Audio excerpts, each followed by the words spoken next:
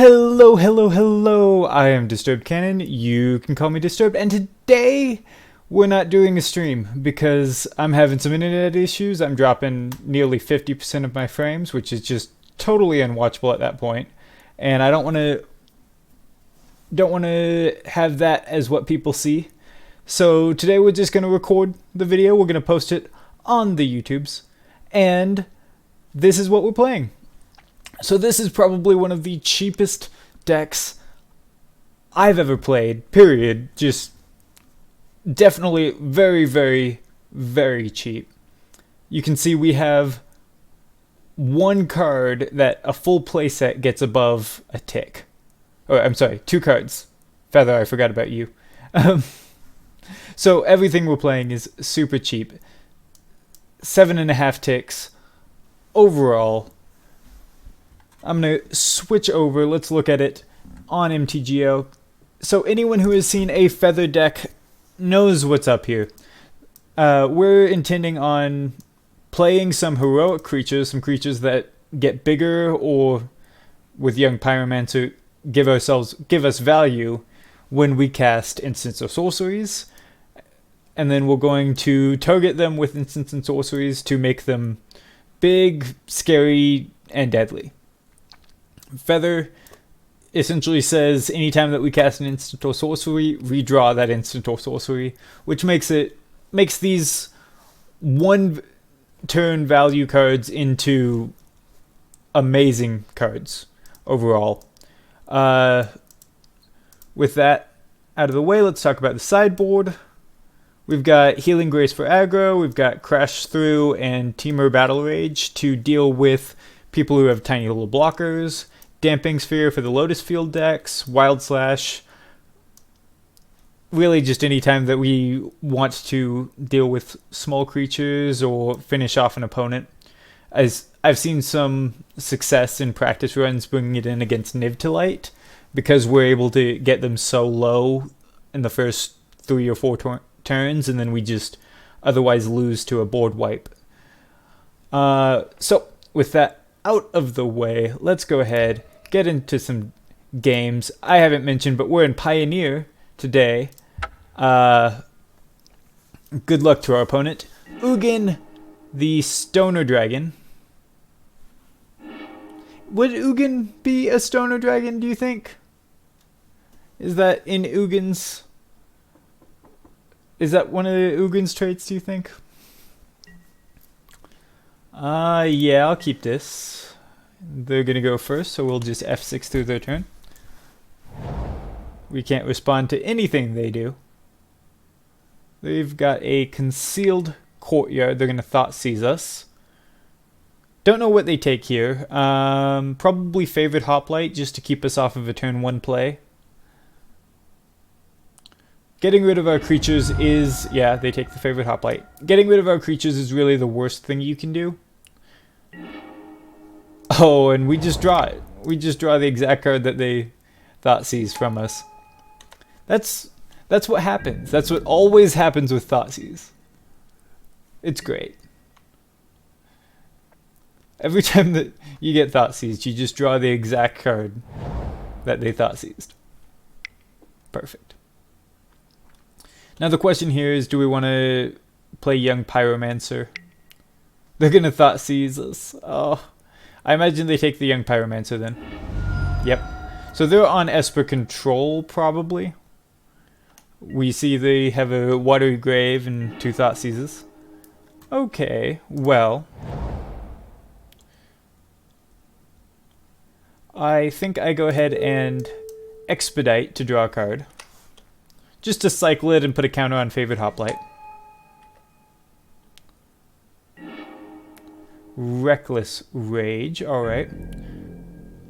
We're going to go ahead and attack and hold onto this Sheltering Light in case they have a removal spell. They're down to 14. Let's see what they want to do here.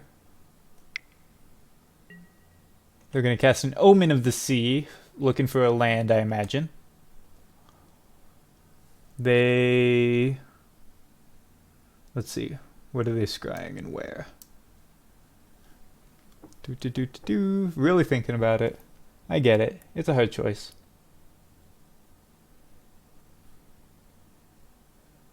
They scryed 2 to the bottom. Hopefully they missed their land. Oh, looks like they missed their land. Oh, couldn't ask for more. Ooh, okay. Do I 10th District Legionnaire here? Or do I hold it back? I think I should hold it back. Get in with Favored Hoplite. Since I don't know what they're gonna do here, if they board wiped us while we had both creatures out, we would lose a lot more than we would now. They cast a search, still missing the land drop. Oh, I almost feel bad for the opponent. I mean, we're missing our land drop, but we don't care as much. We're only playing 20 lands. We need 2, and after that, we're pretty much happy. We're just going to take it slow here so that we can recover from whatever our opponent does. With these Reckless Rages and the Sheltering Light, we're not really upset with anything our opponent does. If they play a creature, we just Reckless Rage it, put a counter on our favorite Hoplite. If they try to kill our favorite Hoplite, we just Sheltering Light to protect it. Alright, that's interesting. Oath of Jace. So they're going to be some kind of Esper enchantment deck, it looks like. Because that's all Oath of Jace is. No one ever plays Oath of Jace in a Planeswalker deck. As funny as that is, it's just not a good card for that. Alrighty then.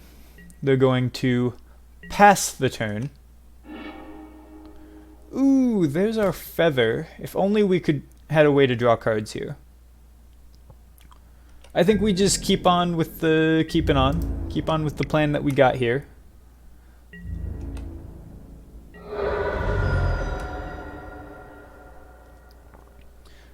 Dance of the Manse concerns me some, because it looks like they might be a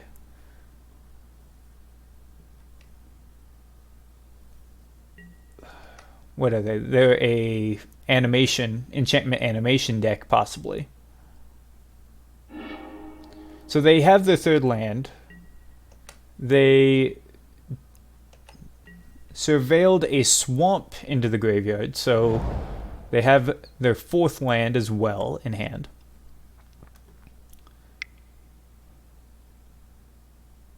Alrighty then, what are they doing here? Spend 4 mana for a Doom Foretold. Well that's a problem. Alrighty then. Okay.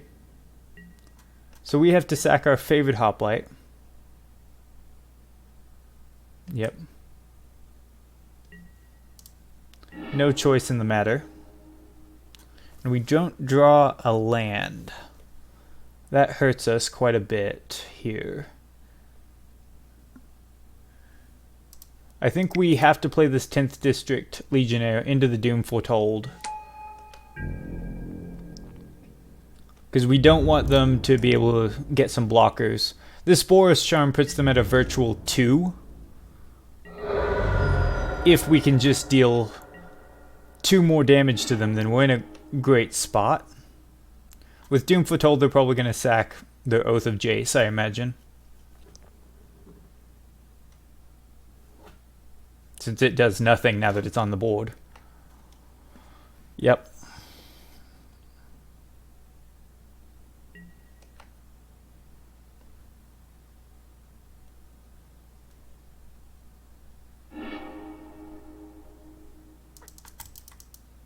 If we draw a Plains and then a Expedite, that would be good. Or another Boros Charm would actually be great.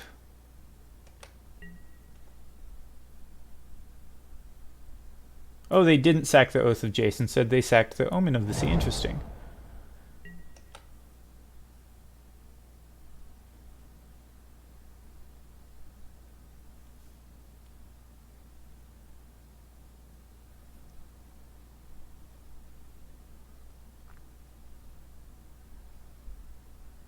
Our opponent is thinking. They scryed one card to the bottom. They play a Teferi. Well, they could bounce our 10th District Legionnaire here to sack off their Doom Foretold, which they don't do. Okay.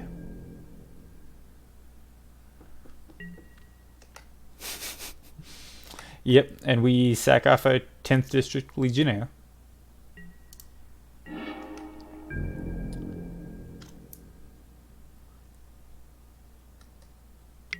They're going to Thought Seize us at instant speed. I meant to play the Battlefield Forge, but I accidentally hit the 1 key. So we weren't going to attack this turn anyway. So they're going to take our feather. That makes sense. I am going to go ahead and play this Battlefield Forge and pass the turn. I'll let them get their blockers. Oh wait, no, fuck. I had lethal. Oh, goddamn.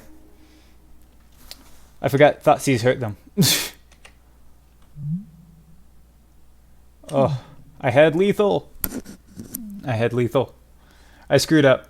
If I lose this, that's my fault.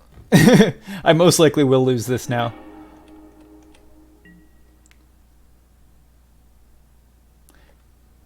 Because I can't Boris Charm at instant speed.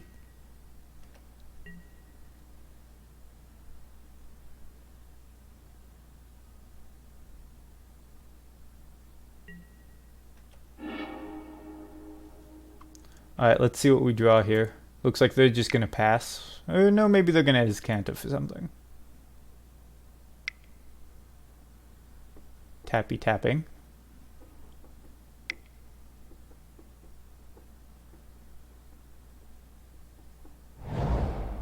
They're going to Temple of Deceit, scry. They put 1 on the bottom.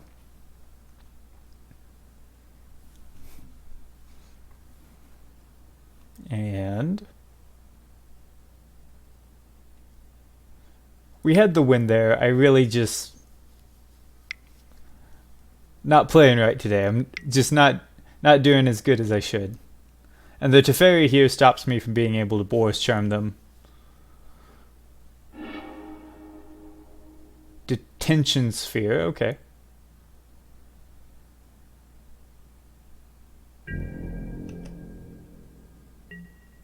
Yep, and we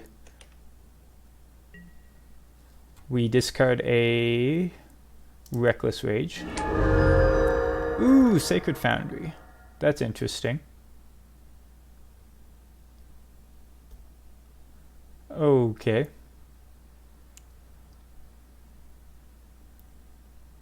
Well, we will play the Sacred Foundry untapped. Play the Phalanx Leader. And then we'll pass the turn. I imagine they're going to target Phalanx Leader with something on their turn, either Teferi or their D-Sphere.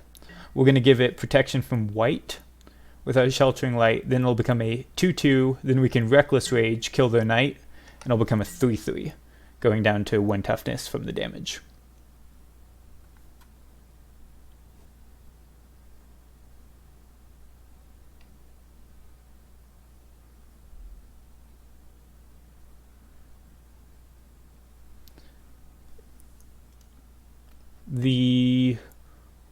Yep. Oh shoot, right. I forget about detention. I forget about how Teferi actually works. I always forget that Teferi stops things from happening at instant speed. I don't know why that is.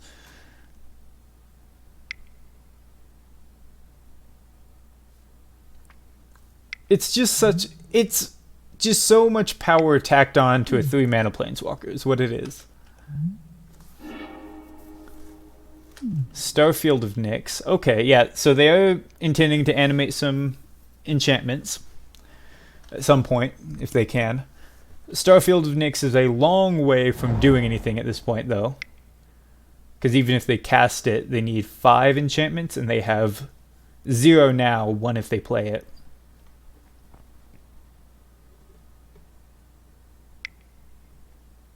They are going to go ahead and cast a Oath of Kaya, going up to 9 life, and we go down to 13. And then we'll go down to 11 after they attack us with this knight. That puts them out of double Boros Charm range.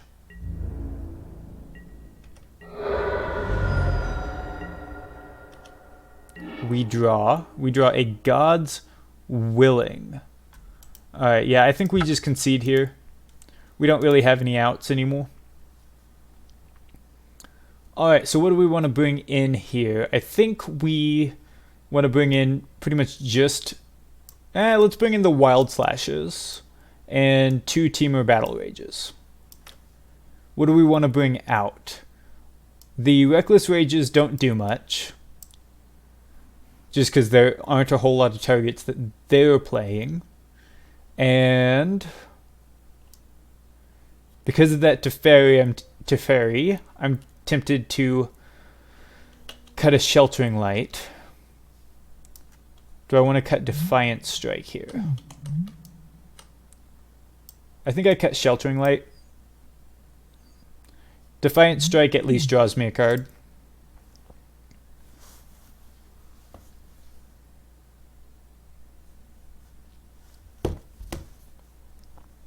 One moment.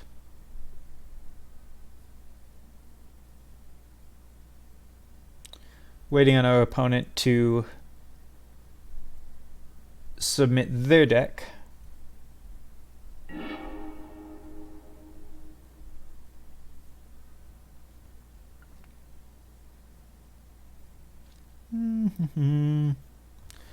Yes, I would love to play first, please and thank you.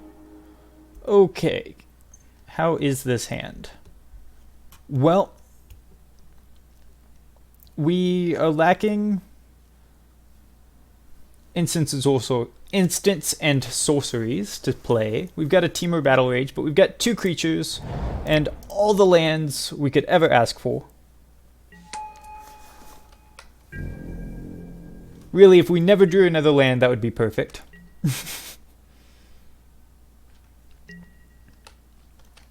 We're going to see what our opponent wants to do here. They play a Concealed Courtyard. They Thoughtseize us, probably taking our Phalanx Leader. Maybe taking the Temur Battle Rage, since that's the only non-creature spell we have in here. Because 2 1/1s isn't really a threat to them whatsoever.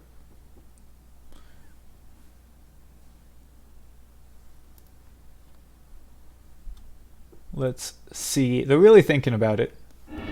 They take the instant/sorcery, but we have 2 turns to draw something to cast. They most likely have another Thoughtseize in hand, but that's just going to get stuck. I don't know if they're going to... If they Thoughtseize us now, they do get to take this God's Willing, which does suck because that gives us unblockable effectively, and protection if they don't cast a fairy.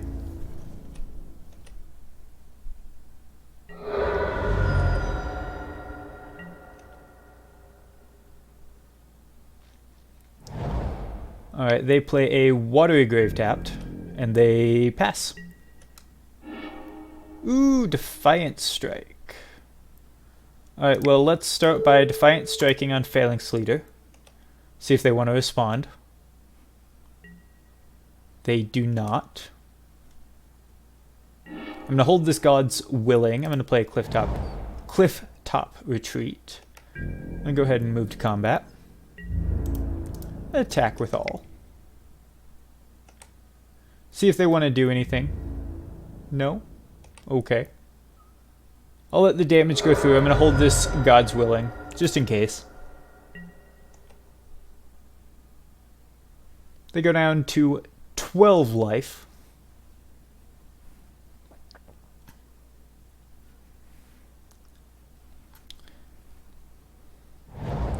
They play another Water Grave, shock it, going down to 10. I expect to see a removal spell here. They might play Teferi. Oath of Kaya, okay. Choosing targets for Oath of Kai. That's a removal spell. Alright, they're going to do that. In response, I'm going to go ahead and God's Willing, give it protection from black. Put a +1 counter on both my creatures, which is great.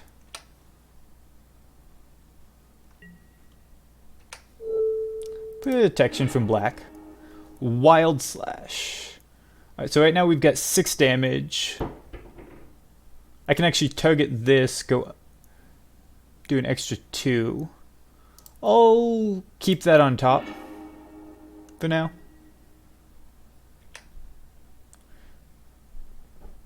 So they don't gain any life because they didn't deal any damage.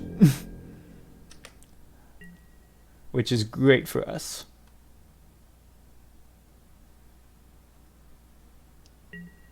Yep, they pass the turn. I'm going to go ahead and play a Clifftop Retreat. We're going to... We should do this in main phase 2, but they're tapped out, so I'm just going to cast it now. Stop me from passing through my turn. I'm going to go ahead and attack with all. If they play a board wipe here, there's some egg on my face, but I expect if they're going to play anything, it's more likely going to be targeted removal. So being able to Wild Slash whatever they target, or Wild Slash Phalanx Leader and put a +1 counter on the other one, has some value. Alrighty then. They pass, so we're just going to go to combat, see what they want to do.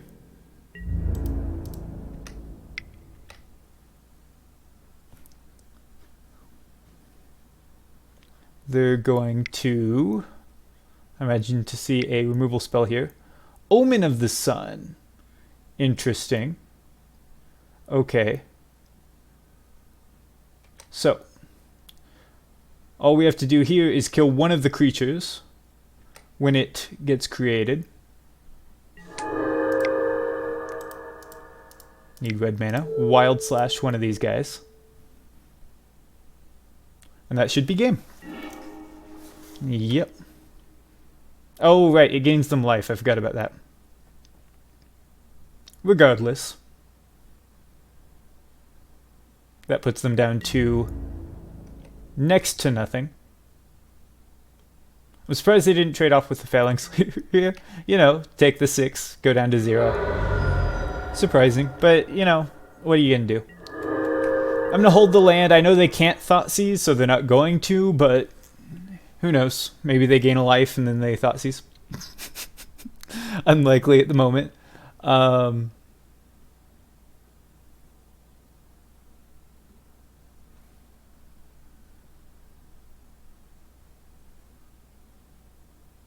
Oh, and they just concede. Okay. So, is there anything else?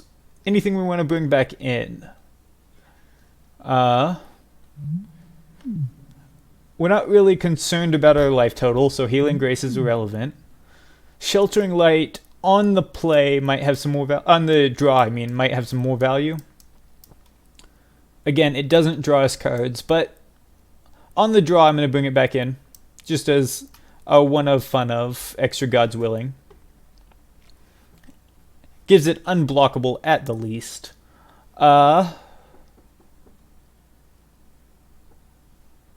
And what do we cut for that?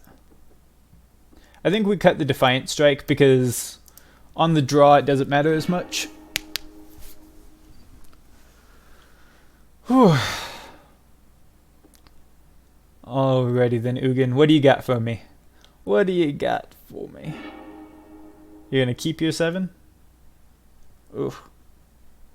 Oh wait, no, they haven't decided yet. They just decided to play first. Jumping to conclusions. I think we keep this. Excuse me. We can cast the Feather off just the basics we have in hand, which is great. We can cast the Phalanx Leader.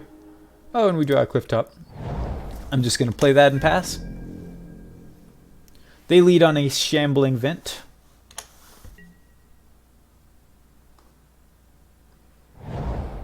They play a Glacial Fortress tapped. Oh, tap land Tribal over there. We're going to go ahead and play a Phalanx Leader. See if they want to do anything about it.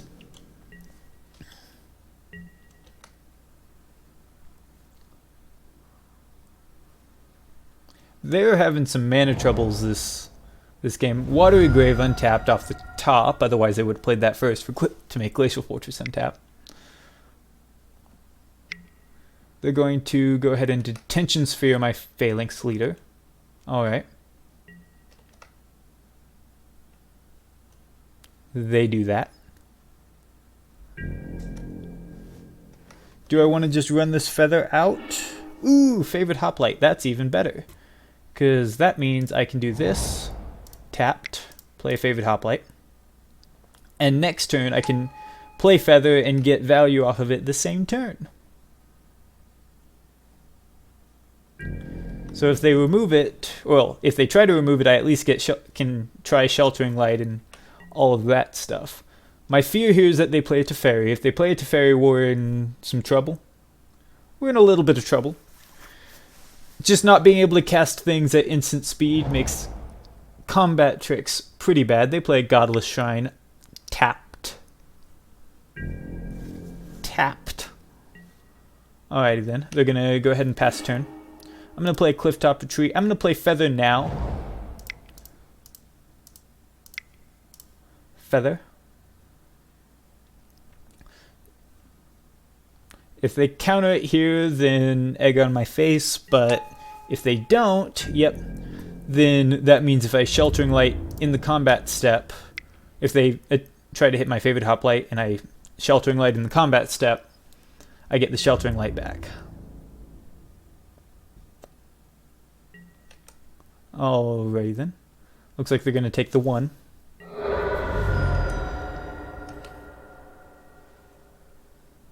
Going down to 17. They're going to play an Omen of the Sea. I'm not going to respond. You do that, opponent. They get to scry, and they're scrying. And they're scrying. And they scry one to the top, one to the bottom. And they draw that card on the top. Untap.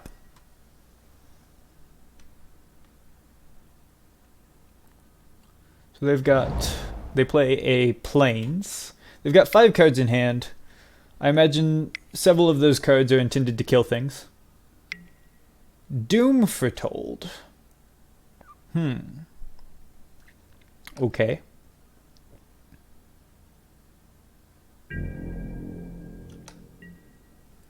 Well, on their instep, I'm going to go ahead and Defiant Strike on the Feather.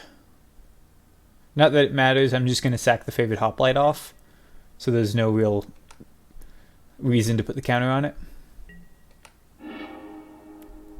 Yep. Draw a Boros Charm. Yep. I'm going to Doom Foretold triggers, I sack off Favorite Hoplite. I'm going to...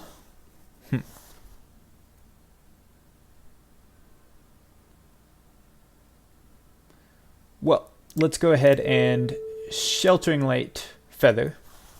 Okay, draw a card. Yep. Oh, no, scry 1, I'm sorry. Put on top.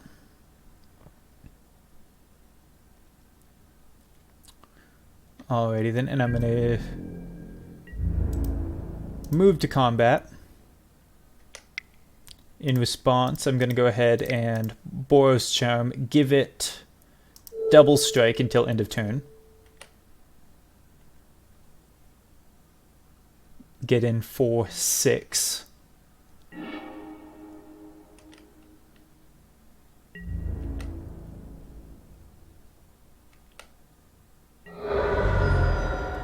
Play a Sacred Foundry, tapped. Get back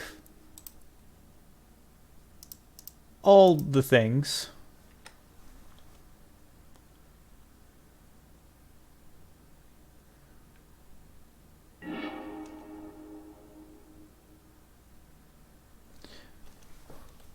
I'm just going to go ahead and use the Defiant Strike on the Feather next turn, on their turn, so I can get it back and get a free card off of it. Because we're going to lose Feather to Doom Foretold, and I think we're just going to have to pass through our turn so we don't lose everything for no reason. They're going to sack off probably Omen of the Sea here, yep. If they don't play an enchantment this turn, we can probably get back this Phalanx Leader, and that would be something at least. They play a Search with only one card in graveyard. So they're probably going to sack that off next turn to the Doom Foretold.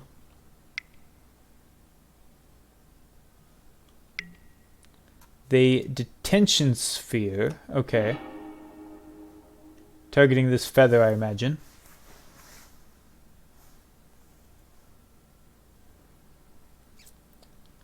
Do I care? Does this kind of benefit me, actually?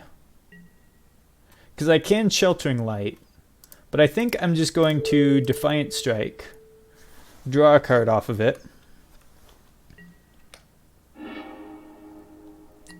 and let them exile it to get rid of that Doom Foretold so I can finally cast things. Because with how few creatures we have, not being able to cast creatures into the Doom Foretold makes this a really hard matchup. I'm going to discard the Mountain.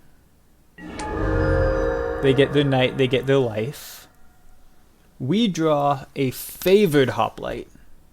Well, we're going to play land. We're going to Favored Hoplite. We're going to Phalanx Leader. And then we're just going to pass the turn. We've got several protection spells in hand. They don't come back anymore because we lost our Feather, but they at least will still put counters on things.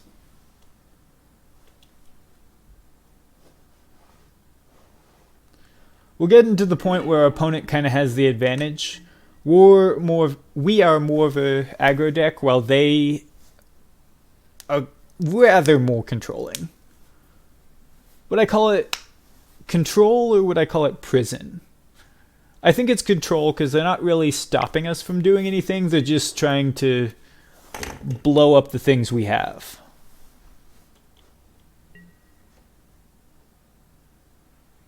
So they get to Omen of the Sea.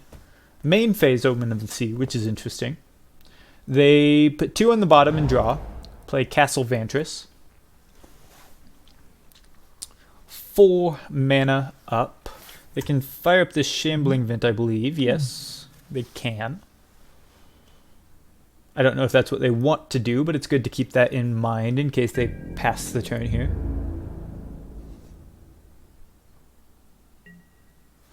Huh. Do I want to kill this?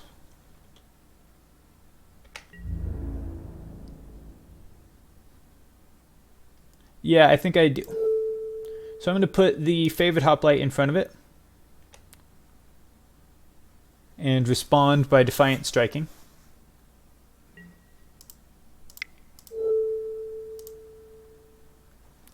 I get a counter on it and I draw a card.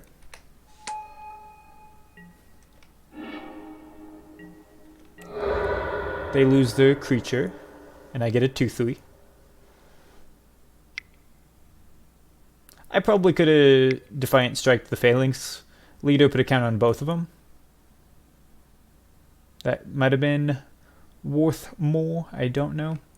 So Doom Foretold comes down.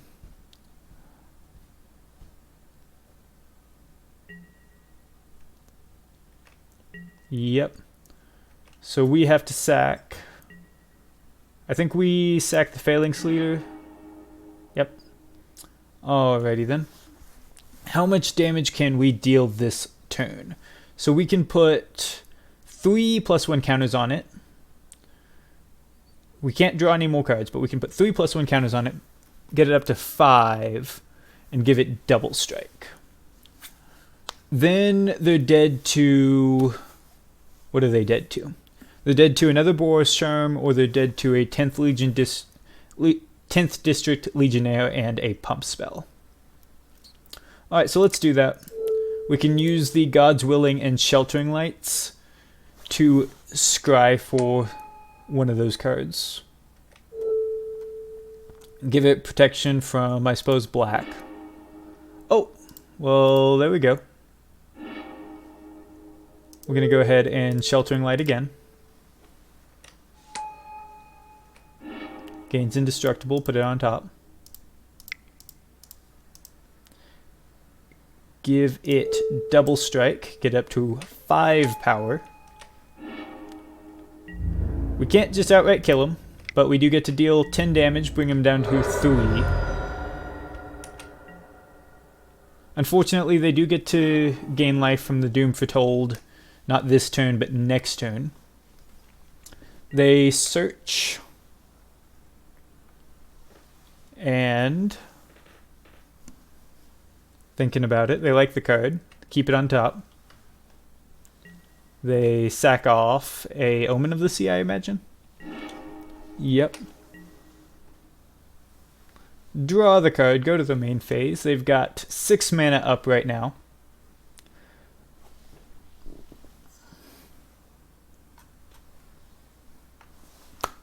What are you doing, opponent? Opponent! So this isn't our best matchup. They're able to respond to a lot of the things we do. They might bounce our favorite hoplite here in order to get the Doom Foretold off. Naughty, naughty Doom Foretold. They do not. They're going to have us sack it to the Doom Foretold. Yep, which happens. We're going to pass the turn.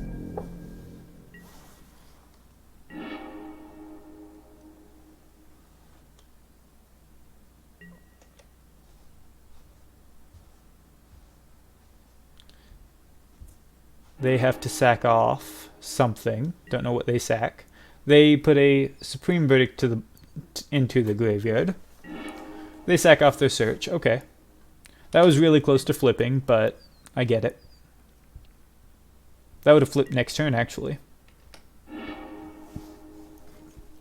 Alright, so this Teferi can now minus twice, which is a problem. They play another search. Okay, that's why. That's just a free sack for them if they can just play a new one. They fire up Shambling Vent. They're going to get in at us for 2, gain back 2. And I think we just lost this game. We've got this Clifftop Retreat to discard to the Doom Foretold. So we can keep a 10th District Legionnaire. But they're just about to gain so much life. Favorite Hoplite. Okay, so we'll play that. We'll play the 10th District Legionnaire. Then we'll pass the turn. We're not dead yet. Keyword.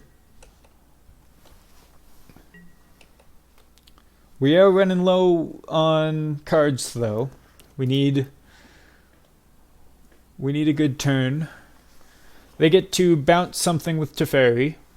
Get in at us for 2.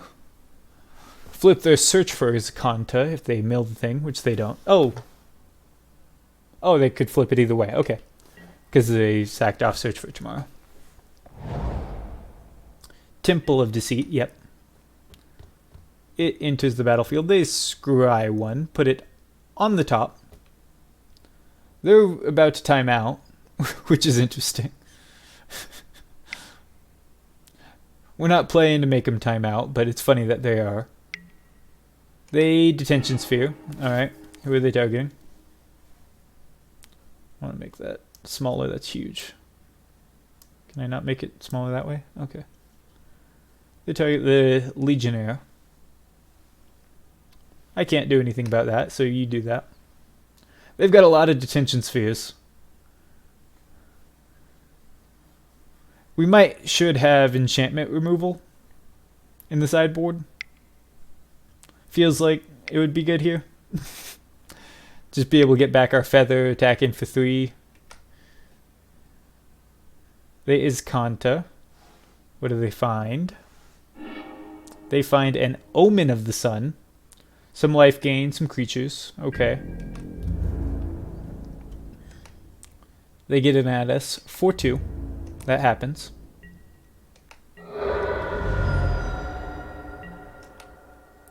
We draw Boros Charm. That's interesting. So I can't do things at instant speed anymore. Well, now we know that if we had scryed 2 to the bottom with the Gods Willing and the Sheltering Light, we could have killed them.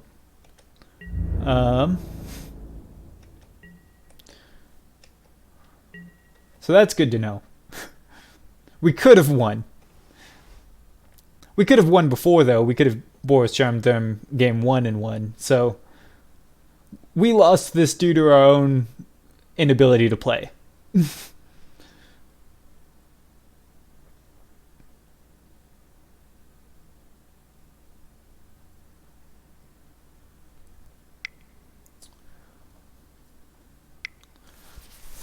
Alrighty then, they tap 5, 6, 7 mana. 8 mana.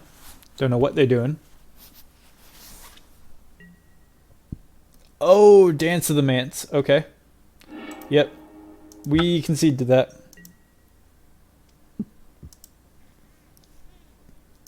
Alrighty then. Let's play a new one. Let's count our loss. Control save. Start game. I would love to go first. Good luck to my opponent. Machine Velvet 8mm. We will keep this. Not enough instants or sorceries, but we've got 3 creatures, so it's unlikely that we get all of our creatures removed in step. Alright, they got disconnected, so we're going to try that again. Looks like they got disconnected.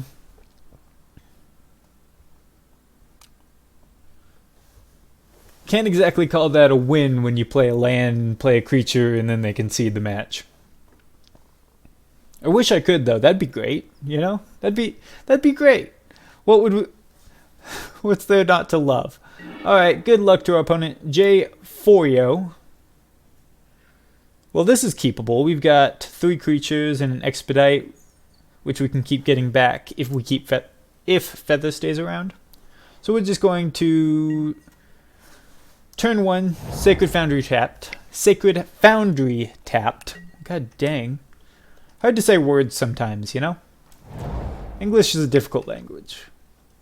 They say it's the hardest language for people to learn. I'm going to go ahead and play the Clifftop Retreat. Play the 10th District Legionnaire. Get in for 2.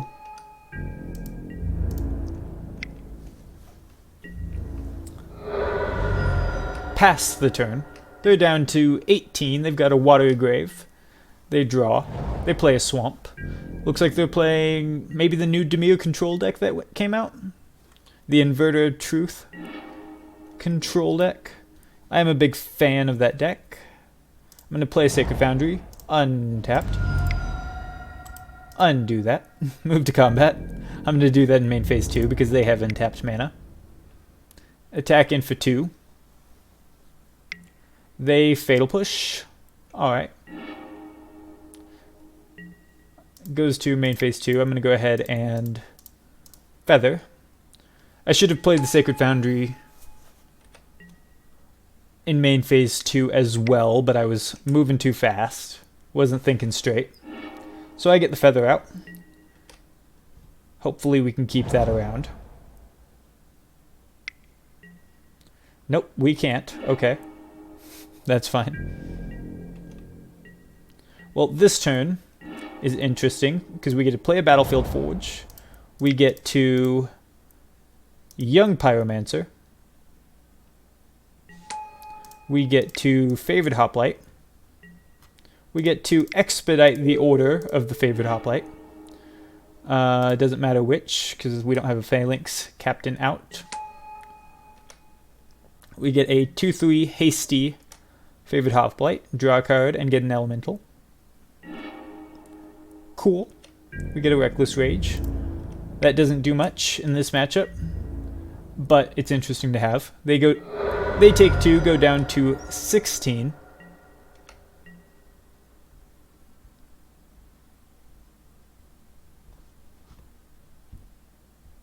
The nice thing about Reckless Rage with Favored Hoplite is Favored Hoplite doesn't ever take the damage from the Reckless Rage, because when it gets targeted, it gets immunity to damage, which is awesome.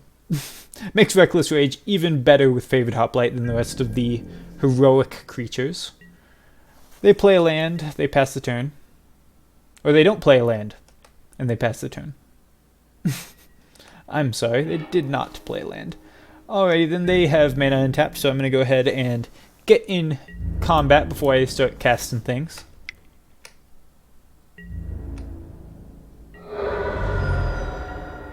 They pass the turn. Do I want a young Pyromancer? Well, if they play a creature next turn, I can Reckless Rage it, get 2 elementals. That'll be 3. That won't be enough. So it doesn't... Essentially, playing a young Pyromancer here does not create more value than we would lose if they board wiped. So they do not play a land and they pass the turn. Ooh, Sheltering Light. Giving a creature indestructible is big. So we'll go to combat. We will attack. They go down. Oh, they're going to try and cast down. Well, we're not super interested in that, so we're going to Sheltering Light that. Okay, create a 1/1. Give it indestructible, scry 1. Ooh, put on the top. I have to. I have a lot of creatures, but I have to, you know? If they board wipe us now, I can play Phalanx Leader, Young Pyromancer, and then every targeted spell I cast makes a huge board. They go down to 6. We have lethal on board now, but we don't have any protection for our stuff. They cast Ritual of Soot. Alright, that happens.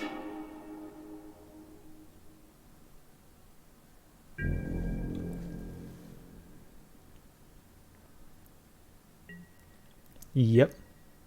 Yep. Alrighty then, well, we're going to go ahead and play a Phalanx Leader. Play a Young Pyromancer. Yep. If we draw an instant or sorcery spell here, then we're going to be doing great. If we don't, then we don't really have anything, but that's fine, ultimately. Anything other than a Reckless Rage. Reckless Rage is very dead here. Okay.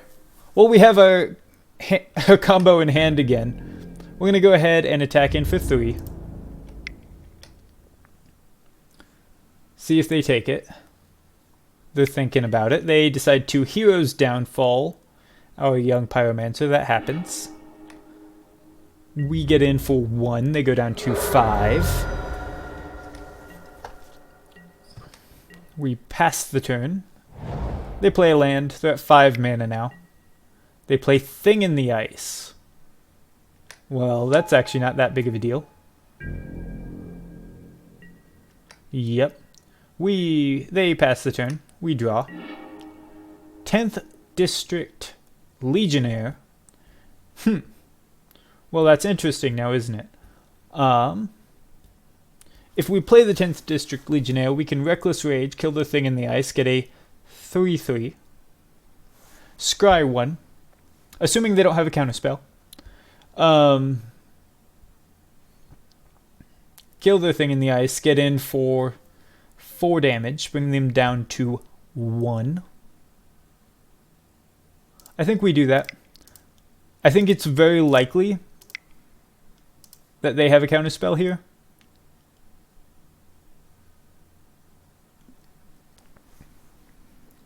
But we need them to spend it, yeah. Alright, so are they countering it or are they killing it? Alright, they're countering the 10th District, okay. Okay. Well, we can still Reckless Rage to kill their thing in the ice if we need to. If it comes down to it.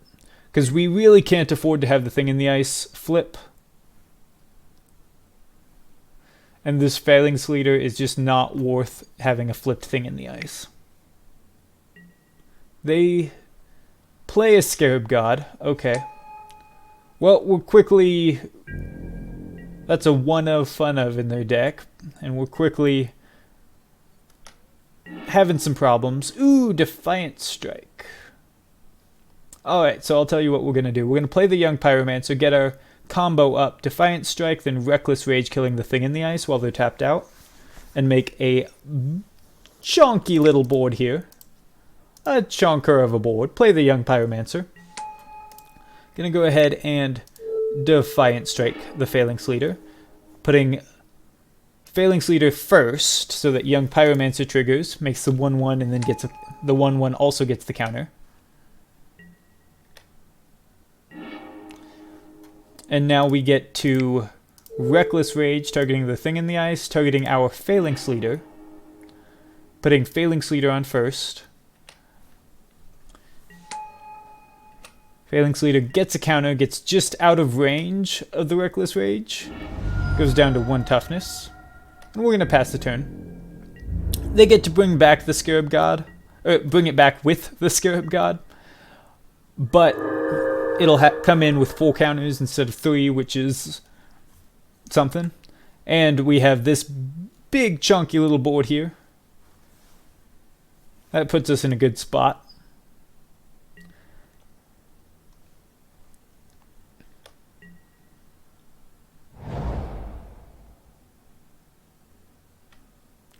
They're going to cast something in the main phase.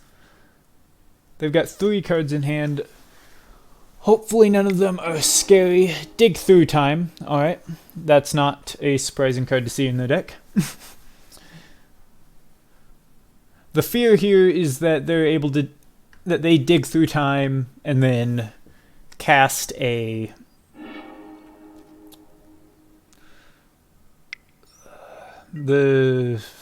Oh, they languish. Okay. That's unfortunate. Yep, that's very unfortunate. Well, they get to get in for 1, it looks like. Or they just don't. That's fine, too.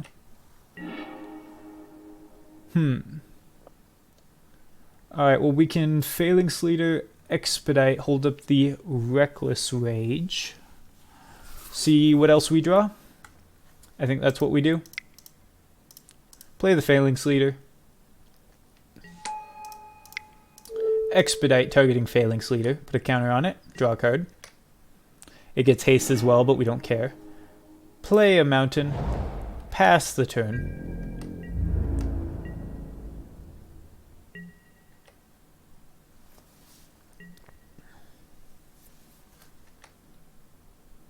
We should have done the shenanigans we did last turn on their turn, because then when they languished, we could have killed their Scarab God. But that being said, they probably would have been able to flip their thing in the ice. They're going to take our Young Pyromancer, turn it into a 4/4. Yep. Alrighty, then we take 1 damage from the thing. They get to scry 1. Alright, as they begin combat, I'm going to go ahead and Reckless Rage, kill their Young Pyromancer. Get my Phalanx Leader up to a 3/3. And I'll take the 5 if they attack with the Scarab God. They're going to Fatal Push us. Alright. They still lose their Young Pyromancer. But they get a 1/1 Elemental out of it.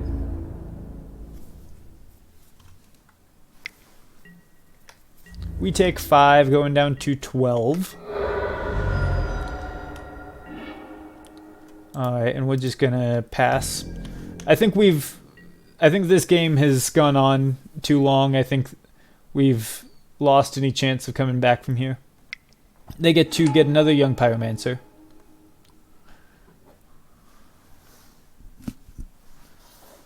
We take a damage, or we lose a life and they scry 1. Which is unfortunate for us. They're going to go ahead and search for his Kanta. They get in for 5. They're not going to attack with the Elemental, apparently.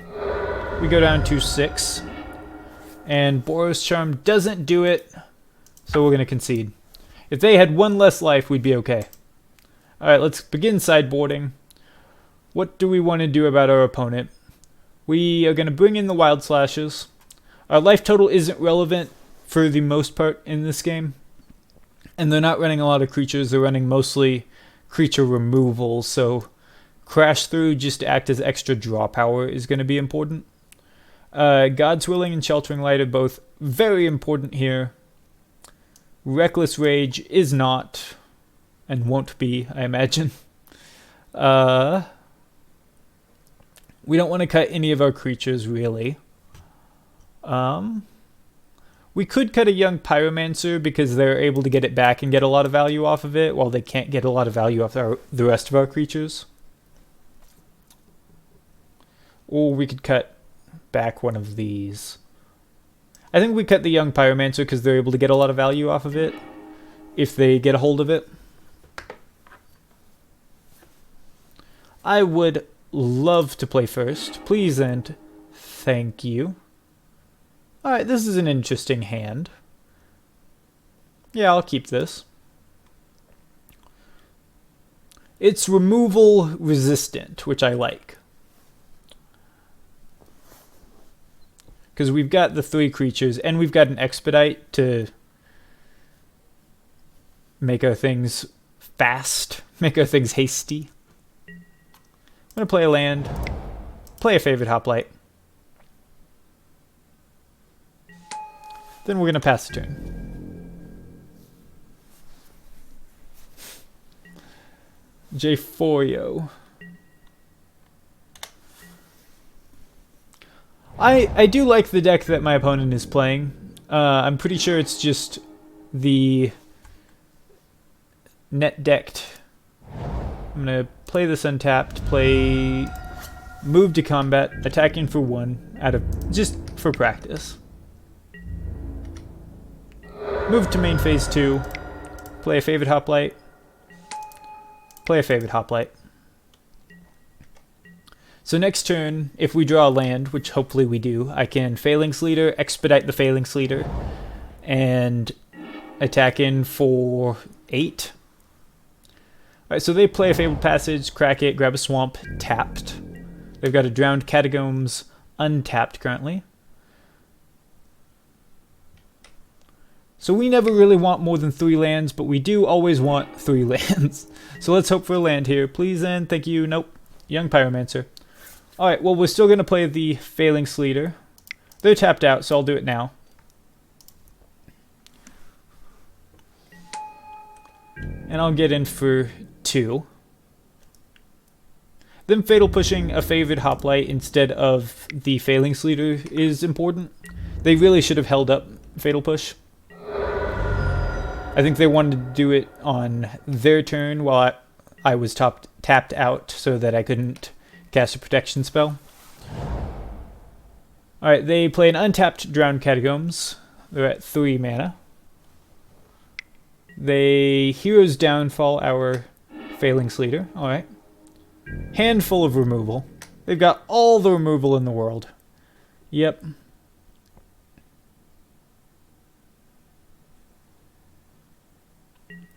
They passed the turn. Really had to think about it, though. Alright, I'm going to play a Clifftop Retreat. Going to play a Young Pyromancer since they're tapped out. Now, do I want to Expedite it, or do I want to Defiant Strike one of my favorite Hoplites? Make it bigger. I think I Defiant Strike a favorite Hoplite. Doesn't matter which goes on first. Make an Elemental. Put a counter on favorite Hoplite. Give it +1/+0 and draw a card. Cool. Move to combat. Attack in for 4. Bringing them down to 13. pass the turn. They play an island, 4 mana up. They cast down our bigger favorite hoplite.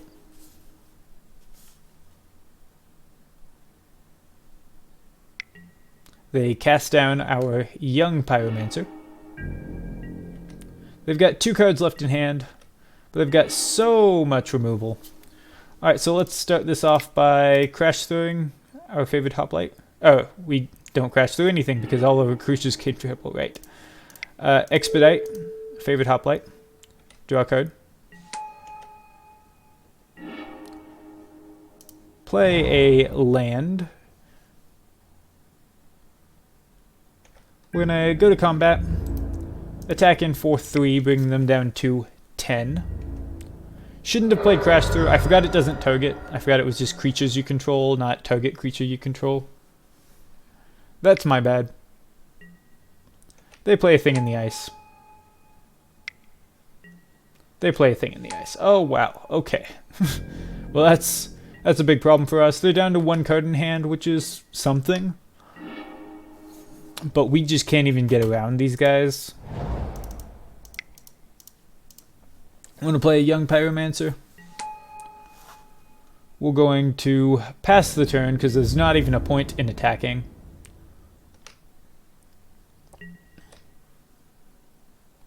They draw their card for the turn.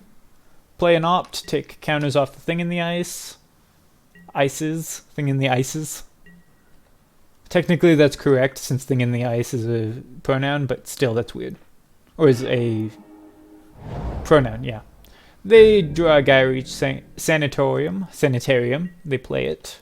They're going to loot on our end step, which makes sense. Well, we're going to go to combat. We're going to attack. No point in not.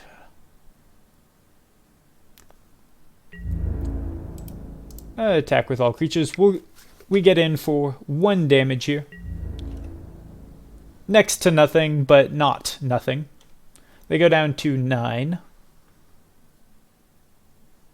Seems like they might be a little scared to block their favorite hoplite. Oh, but they're going to anyway. Okay.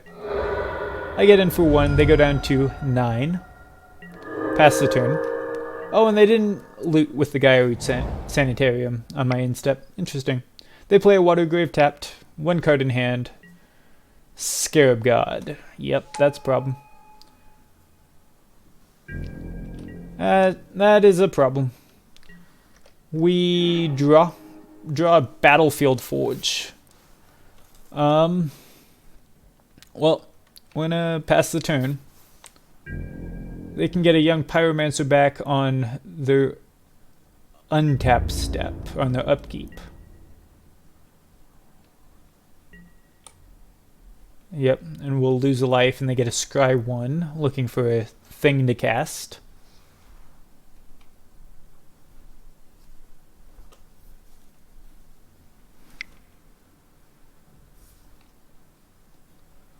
They're going to loot first. Oh no, the tapping Gyreach Sanitarium for Scarab God's ability. Alright, they make a Phalanx leader. Scry 1 on the bottom. Draw. Don't seem to like what they drew. And we draw a Battlefield Forge. I think we just scoop it up now. There's no way that we get out of this. Alright. Well, that's that. That is that.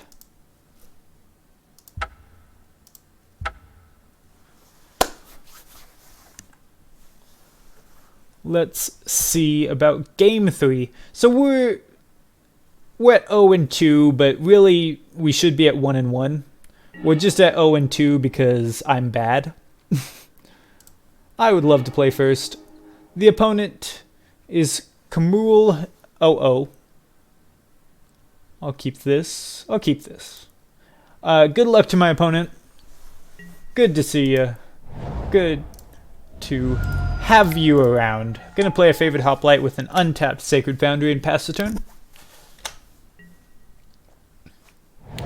They play Godless Shrine, untapped. Play Myth Realized. Whenever you cast a non-creature spell, put a lore counter on Myth Realized. White mana. Until end of turn, Myth Realized becomes a monk avatar with this creature's power and toughness are each equal to the number of lore counters on it.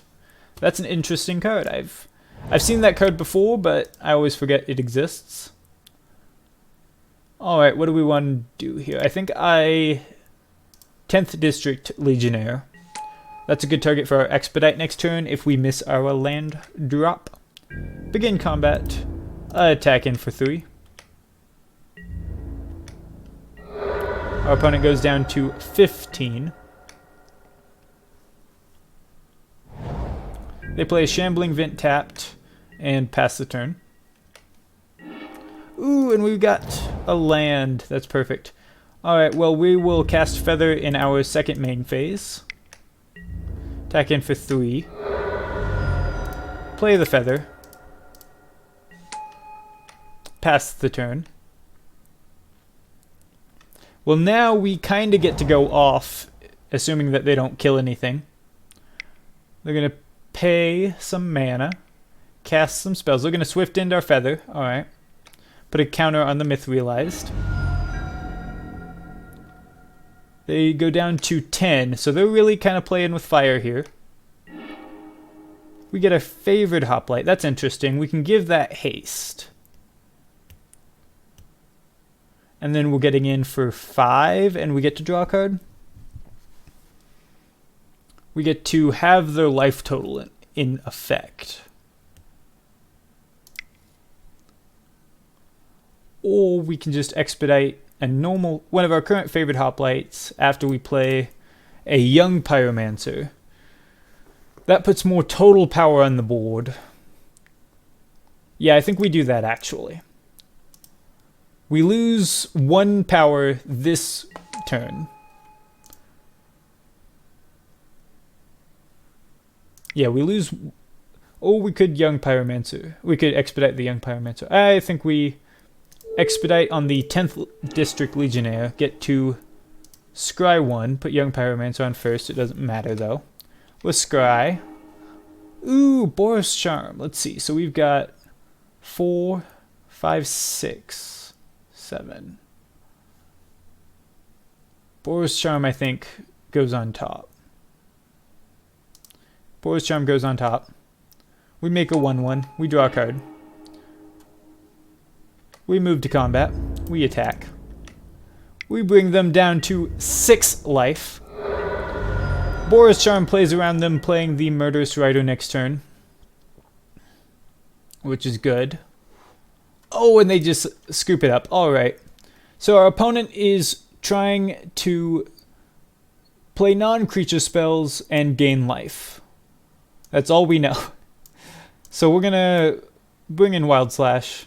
We actually don't even know if they're going to gain life. We just saw 2 lifelinkers. So we'll bring in the Wild Slashes. Do we want to bring in the Temur Battle Rages? I think so. We didn't really see any creatures for Reckless Rage, not our Expedite, goddammit. Take these out. What else do we want to take out? We want to keep in the God's Willings and the Sheltering Light, because I feel like they're most likely going to try and target our creatures. Boris Charm is a good way to reach. I think we take out Wild Slash, actually. I think we only bring in 2 Wild Slashes and 2 Temur Battle Rages.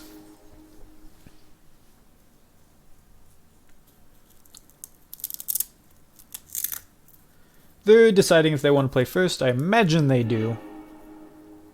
They did. Alright, well, we cannot keep this. Not a single land in sight. Have to mulligan. But we will keep this. It's a little land heavy. We'll put that thing on the bottom of a mountain. It's a little land heavy.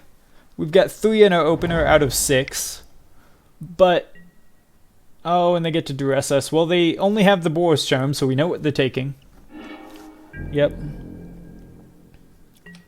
We draw. We're going to play a Sacred Foundry tapped. Pass the turn.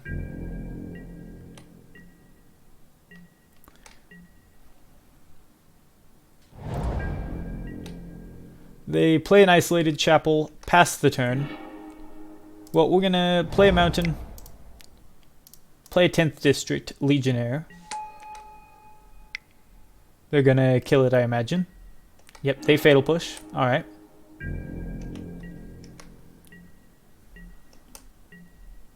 Question is, next turn, do we want to shock this Sacred Foundry to act like we have protection?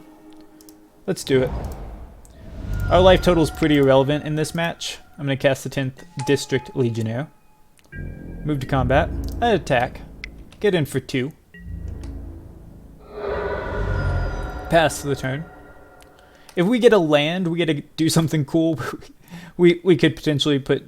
we could team or battle age, team or battle age. Alright, they're going to Oath of Kaya, kill our 10th District Legionnaire. Gain 3 life. That's a thing. So our opponent is gaining life. That's a problem.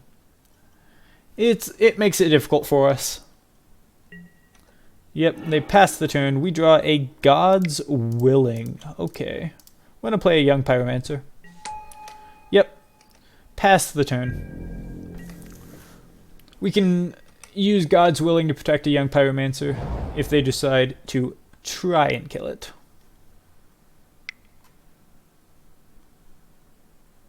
They tap 4. What are they playing here? They play a Languish. Here's the thing. God's Willing doesn't protect Young Pyromancer from a Languish. Oh, let me double check that. It can't be blocked, targeted, dealt damage, enchanted, or equipped. Yep, can't. Doesn't protect it from losing power. Alright, well that was our last creature. We're just going to pass the turn. They killed 3 of our creatures back to back. That's a weakness of ours. If they can just keep killing all of our creatures, we're eventually going to run out. They play a Gideon of the Trials. Oh, that's a sideboard card. Yeah. It's a good sideboard card against us. Turn off our single creature that we always have and then make it so we can't even kill them. Well, this mountain, since it can't deal damage now, I'm going to tap it for a Young Pyromancer. We can use Young Pyromancer to make enough creatures to make Gideon worse, but that's about it. They're going to Fatal Push. We're going to give it protection from black. Make a 1/1. Give it protection from black. Put Phalanx Leader on the top. That combos with our Young Pyromancer well. If it stays around. If it sticks around. It does not. Alright. Yep, they make our elemental into nothing. They Murderous Rider. Alright.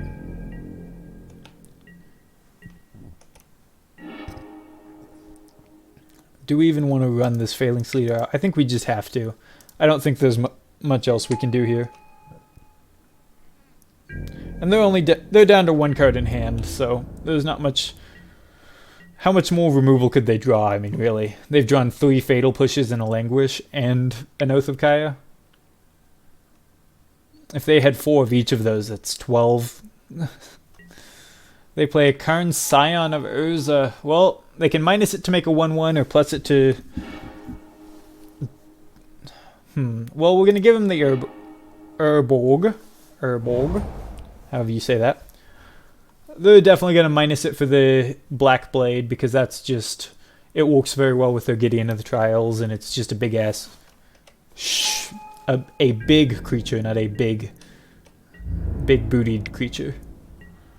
It has a big booty as well. Alright, we'll take 4. We don't care.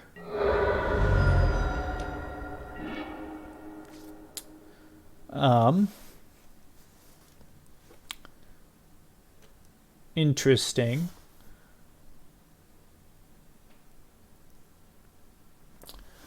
Well, we can give Phalanx Leader Double Strike, and we can give it Unblockable, effectively. Getting it up to 6 power. We can kill the Karn, if we want to, or we could kill the Gideon. And we can make a big Elemental. Alright, well I think it's pretty clear that we're going to do that. And we're going to Teamer Battle Rage on Phalanx Leader. Put a +1 counter on both of them. On the dorks. Make it... Give it protection from black. Increase the size of the dorks. Protection from black. Scry 1. Put on the bottom. We need draw power, preferably. So what are we killing here? I think we killed Gideon of the Trials. Attack Gideon, attack Karn. We're going to take some damage here. We're going to gain some life. Oath of Kaya is really bad for us.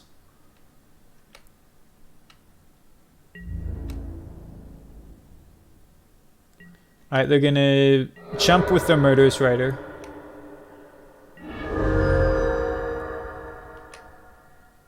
Gain some life. Alright, we pass the turn, they draw.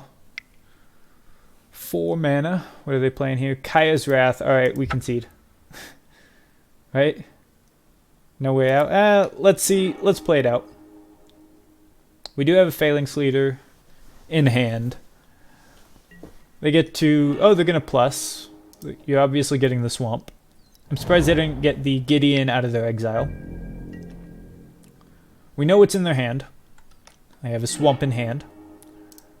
I'm going to play a Phalanx Leader. Pass the turn.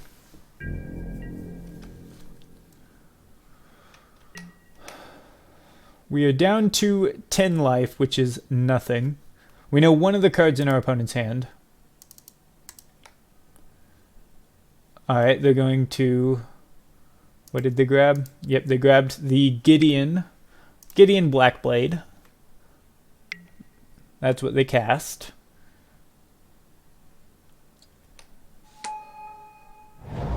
It's a 4/4 on their turn. They plus it for no value.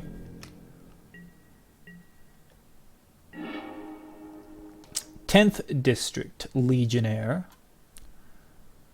Well, we can actually kill the Gideon. We go down to 6 life, but it is dead. And we don't have to worry about it attacking us anymore. I think that's what we do. I think that's really the only option we have. Defiant Strike on our Phalanx Leader. Put some counters on the dorks. Draw a card.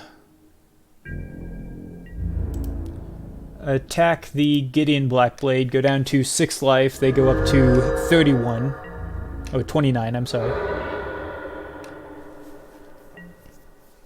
Oh, and we only take... Kaya only triggers once, I suppose. My bad. Or maybe once per Planeswalker. Whenever an opponent attacks a Planeswalker you control with 1 or more creatures. Okay, well they languish. That's a thing. 1 card in hand. They're going to plus their Karn. Oh no, they're going to minus it. They're going to get the Castle Locktwain. Okay, so we know one of the cards in their hand. They play that. I imagine they're going to tap it to draw, but they might do that on our instep. We draw God's Willing. Yes, exactly. If the gods are willing. If the magic gods are willing to give us a chance here, we attack them for 2.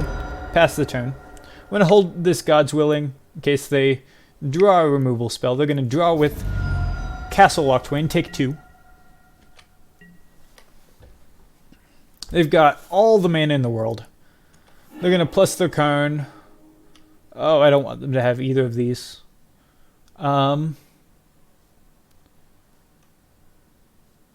I guess I give them the Heart of Kirin. They play the Heart of Kirin.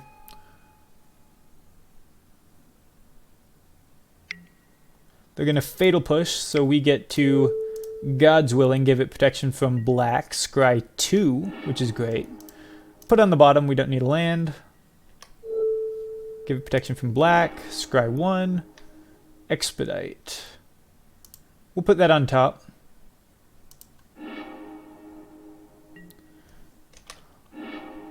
That's a plus. That gives us a scry, a draw, and a +1 counter, which is a lot of things. Yep. So we scry and put a +1 counter. Put that on the bottom.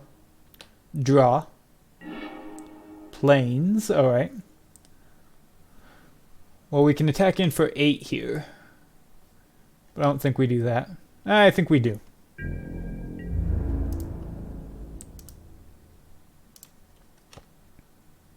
No, I think we don't. Let's see what they do. See if they want to block with this Heart of Kirin. Because then we get a Teamer Battle Rage and jank them out a little bit.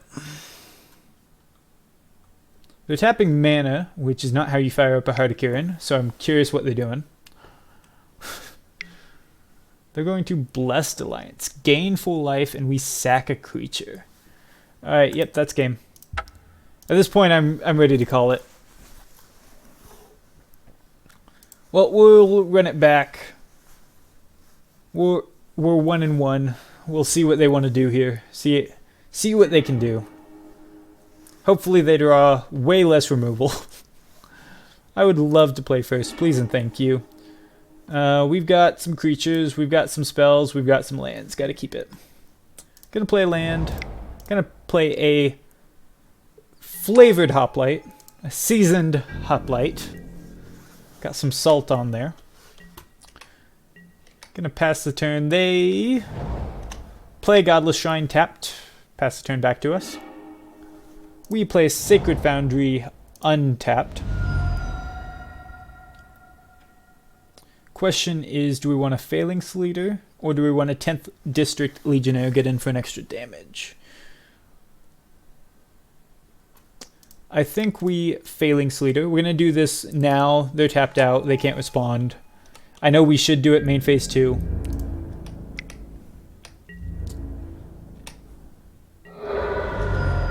They go down to 19. We get in for 1. They play an Isolated Chapel untapped. They duress us. I imagine they take the Sheltering Light here. But they could take the Boar's Charm. It does give all of their things indestructible or deal 4 damage. They take the Boar's Charm. Alright. Sheltering Light is honestly better for our purpose because it targets. I suppose Boar's Charm does target when it gives it double strike. Gives our things double strike. We're going to play a Young Pyromancer before we get into combat, because if they want to target something, we want to have Sheltering Light up and get the elemental off of it. We're just going to get in for 2. They go down to 17. Pass the turn. They play a Shambling Vent tapped. They pass the turn. We play Clifftop Retreat. We play the 10th District Legionnaire. Gonna get in for 6. We can get in for 10 if we play the Sheltering Light. We're gonna hold it though, because we're presenting pretty close to lethal next turn. And it's just a good protection spell in case they want to try and kill something here. They're gonna Languish. Alright, well we can give one thing indestructible. What do we want to give indestructible here? I think we actually give give 10th District Legionnaire indestructible. Because since we're going to lose everything else, it's at least the biggest thing. We're going to put that on top. Sheltering Light is the one that... oh, wait, no it doesn't.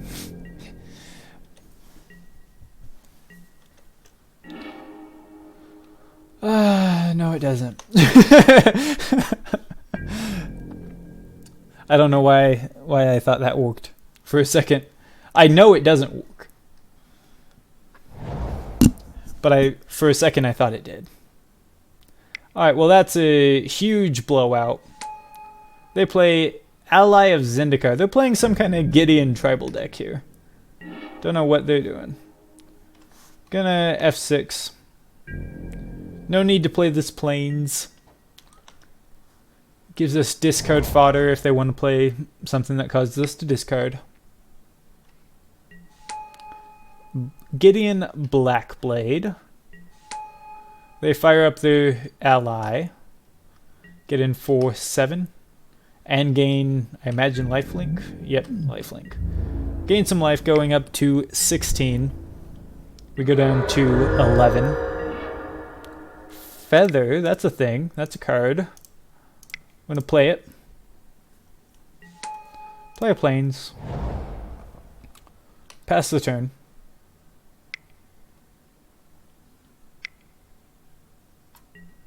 They attempt a Fatal Push. We're going to God's Willing. We get to Scry. Give it protection from black. Put that on the bottom. We don't need another land. I was hoping that I could do it on their turn. Give it protection from white to block a Gideon. Because right now we're looking at a whole lot of damage. Technically not lethal. Oh wait, no, we can. We can.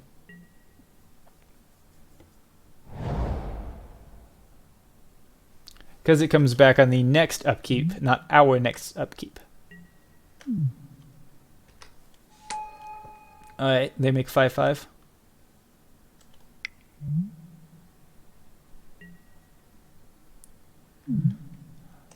Unfortunately, both of them prevent all damage. We can kill this Shambling Vent if they attack with it. Don't know why they fired it up. Oh, because otherwise it's lethal. So next turn... Yeah, okay, it doesn't matter who we block here that much. We have to block this guy. We don't get a choice. Okay. We're gonna pay life, God's Willing, give it protection from white. Okay. Okay. Give it protection from white. Expedite. Put on top. That's some draw power. We go down to 2. Get back our God's Willing. Draw. Alright, we're gonna expedite our Feather. Draw a card.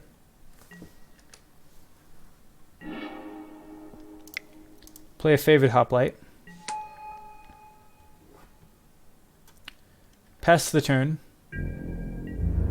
At the end of turn, we're gonna God's Willing on the Favored Hoplite.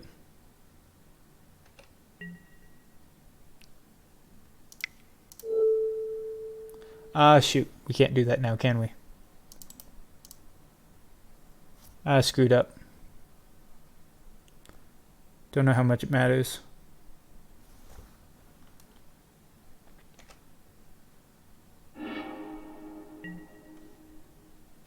Well, now we get to expedite our Favored Hoplite. Prevent all damage dealt to it this turn. Draw a card. Let them draw their card for turn. They're going to Kaya's Wrath.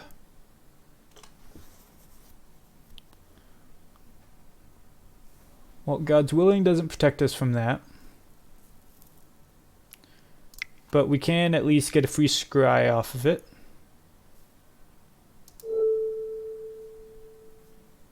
Doesn't even matter what we target.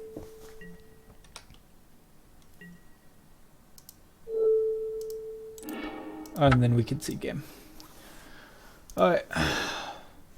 Well, that's 0-3. That hurts. Whew, okay. New game. God dang. Oh, that hurts. That hurts quite a bit. Good luck to our opponent, R5. We came so close. We've had a lot of 1 and 2 matches. Surprisingly close, even, a lot of the time. For what this deck is.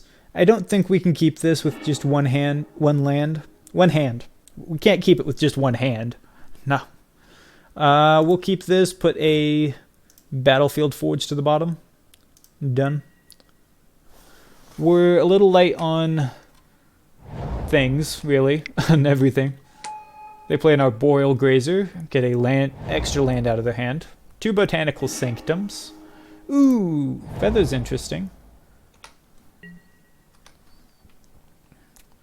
Yep, we're gonna pass the turn. Well, next turn we Young Pyromancer. Turn after we Clifftop Retreat. Feather. Oh, Lotus Field. Okay, so we know what we're bringing in against this. We've got some Damping Spheres in the side for this matchup. But we're probably going to lose now. So they Sylvan Scrying. Probably get the Thespian Stage, which is another Lotus Field. They attack in for they attack in with their Arboreal Grazer. Just send a message. Right, opponent. That's what you want to do. They're thinking about it. They decide not to. That makes sense. I get it.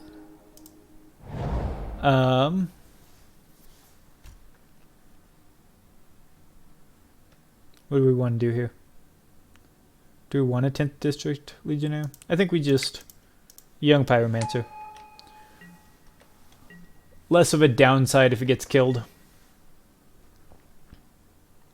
So I imagine they play the Thespian Stage, transform it. Yep, float 1 that they're going to lose. Yep. Now I play Damping Sphere. I wish I had a Damping Sphere now. That would be great. Alright, so Clifftop Retreat, white, white, feather. Next turn, hopefully we just get to go off and deal a whole lot of damage. Yep.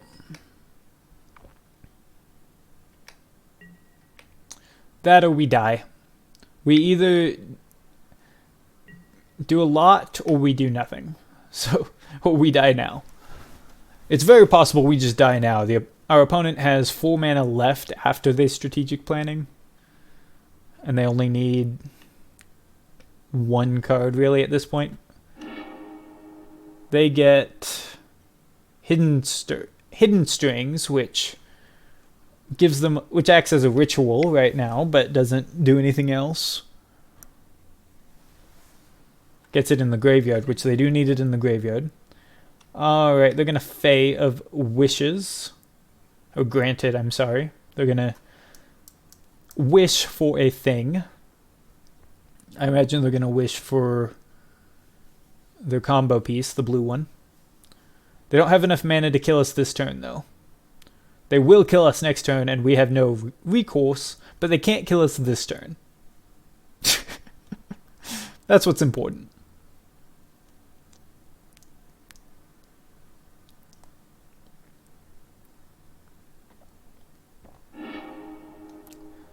They put Ugin the Spirit Dragon in hand. Alright. Yep. Ugin the Spirit Dragon can board wipe us. And we don't really have anything that can deal with that.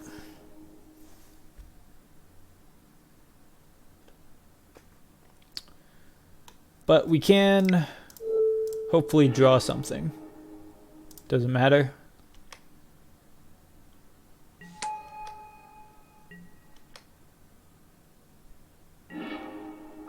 Sacred Foundry. We'll play that tapped. We're not going to run any other creatures into the oncoming board wipe, but we will attack in with Feather and give it double strike. Get in for 6. Any order, yep.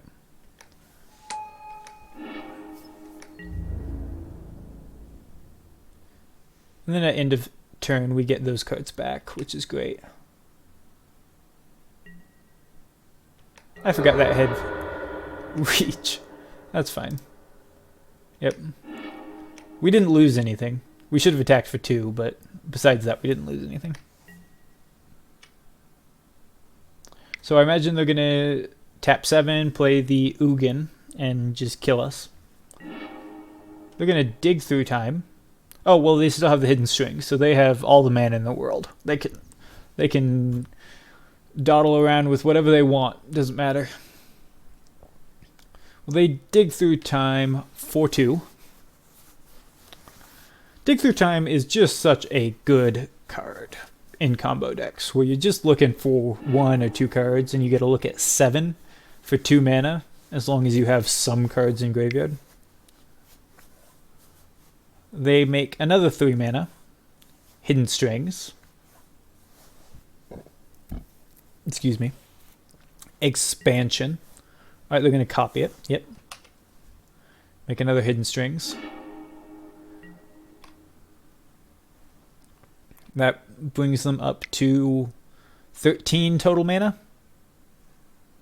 of whatever colors they feel like. So they can cast Ugin and still have 6 mana left over. Double cast. Alright. This is more of a storm version of Lotus Field, which is interesting. They have the hidden strings. I imagine they have the other combo pieces. They're going to double cast a Pour Over the Pages, draw a bunch of cards, and tap a bunch of lands. Go up to 21 mana total. I'm going to make them play it. They have us dead to rights, but I want to see it. I want to see what they're doing specifically, because I've not seen double cast and the double cast effects in Lotus Field before, and it's interesting. They cast double cast again. Play another Pour Over the Pages. Play Granted.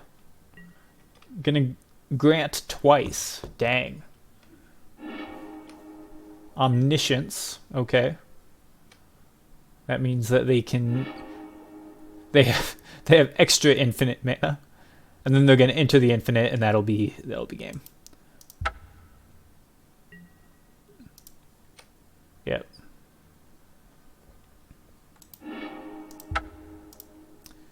That's interesting. That's an interesting way to win. I've not seen anyone win that way with Lotus Field before. So we just bring in the Damping Spheres, take out the Reckless Rages.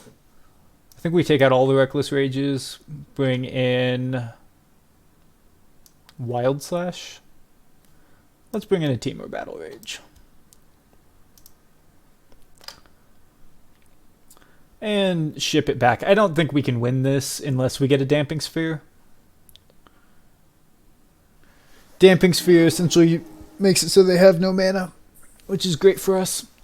It's interesting that they're playing Granted, because that makes it so that they have to play Wish effects in their sideboard, which isn't traditionally good. I will play a land. Pass turn.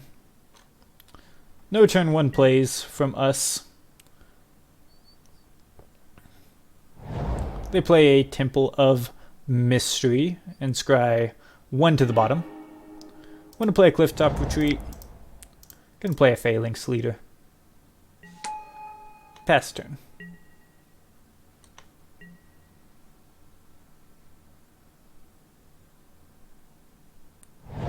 They play Yavimaya Coast.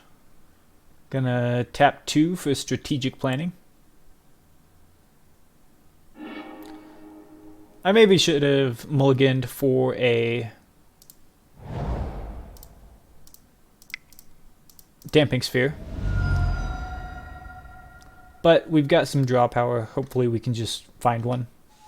If we don't, that's my bad. Obviously.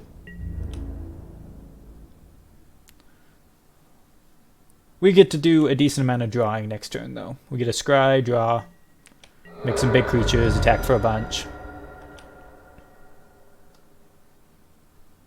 I imagine they're going to play a Lotus Field here.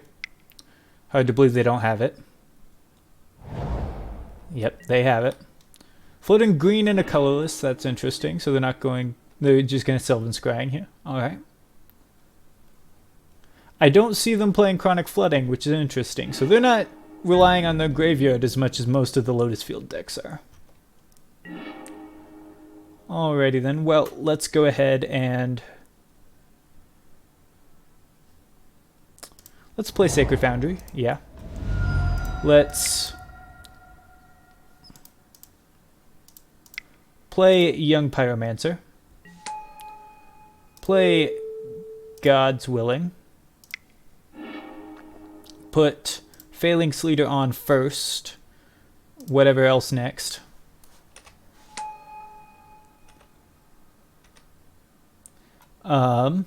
Yep. Give it protection from, I guess, blue. 10th District Legionnaire. Put that on bottom, I suppose. And then, do I want to expedite this Young Pyromancer, or do I just want to attack in for a lot? I think I just want to attack in for a lot and scry one. So Phalanx Leader on first. That always yield, always yield, always yield. Always yield. Okay. Give it protection from red. Put that on bottom. Don't want that. Move to combat. Attack in for 8. Bring them down to 11. Whatever order. Always yield. Always yield. So we've got way over lethal right now. And them making another Lotus Field will not save them. So they have to have a way to deal with our board somehow. This is kind of the power of what we're doing, is that we can just do this every turn forever with our current board. They're going to make a bunch of mana.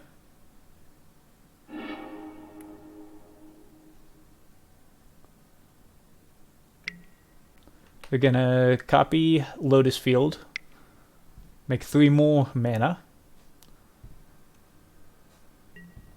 Make a bunch more mana. Okay. They've got all the mana in the world again. Up to 10 mana total. Gonna pour over the pages. Go up to, who knows, 8 mana. Draw 3. Discarding a Lotus Field.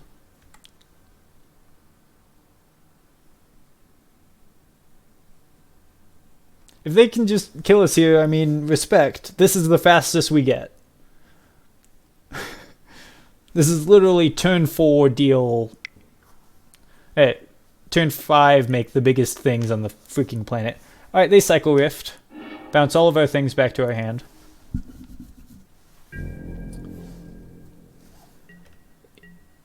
Yep, goes back to our turn.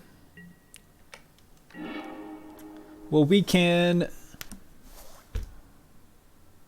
Sacred Foundry untapped.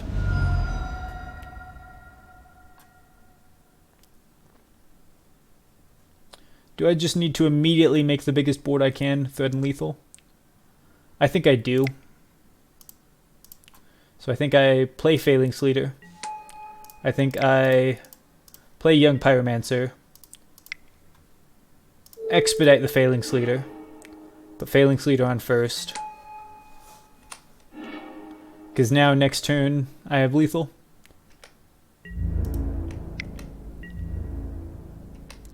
Put them down to 9. Have not quite lethal on board, but pretty much.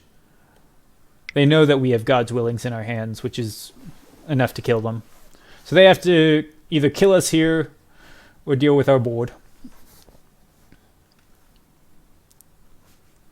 They make some blue mana. Don't know what they're going to do here with it. Dig through time. Looking for an answer.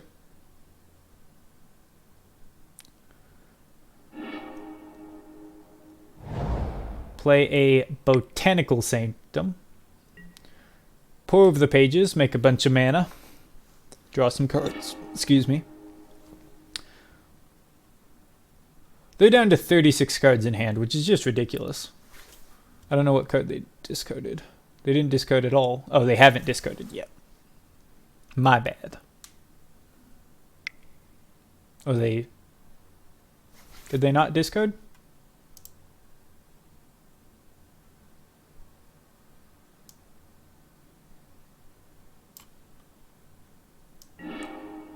Ah. Okay, the dig through timing. I don't understand. Why didn't they discard? What did I miss? Did they discard something into exile? I don't understand. Let me check the log here.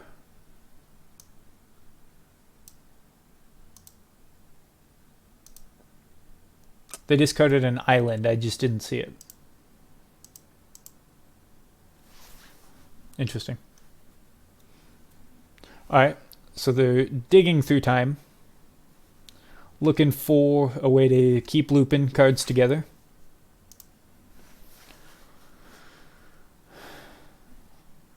This deck is ridiculous. It really is. It does not care what the opponent is doing for the most part, which is great. I'm impressed by it, but still. And it's one of the few decks that can play a dig through time without a graveyard. It's a very bad dig through time. Alright, they get to Vizier. Go up to 5 mana, draw a card. 33 cards left in library.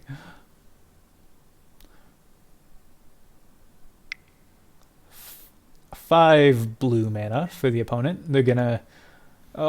Hidden Stirrings go up to 9 mana. Make some red, double cast, okay. I don't think they can fizzle from here. I think it's done. I need to see it though. Alright, they get 2 pour over the pages. Go down to a ridiculously small amount of cards in library. Discarding an Arboreal Grazer. 27 cards left in library. Discarding a Lotus Field. 9 cards in hand. 8 mana in the pool, 6 mana of untapped lands, 14 mana total. Make some red, make a Niv Mizzet Perrin. That actually doesn't save our opponent, so I don't care. If that's the best they got. They cycle a Vizier. That doesn't count as casting a spell, so Niv Mizzet doesn't care. Oh, but it does count as drawing a card, so they get to deal damage to us. Are they going to draw enough cards to kill us this turn? They pour over the pages. That's a lot of damage.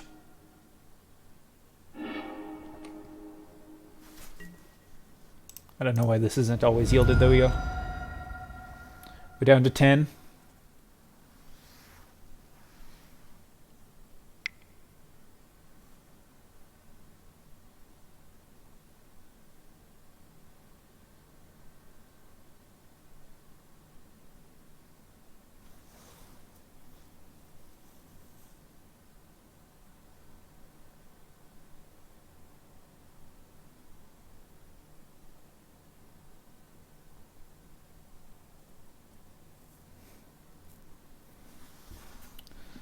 I need to see him kill me. They haven't... Mass Manipulation X3. Gain control of all my things. Yep, that does it. Okay. There we go. 0 and... What just happened? Okay. 0 and 4. Doing great so far. Practically 1 and 3, because again, we're just bad at this. Never played this deck before, really. Played 2 practice rounds, and that's it.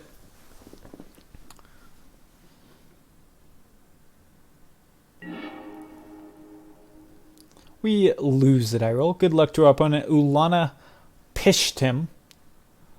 Get a nice little art for their character. So we're currently doing poorly.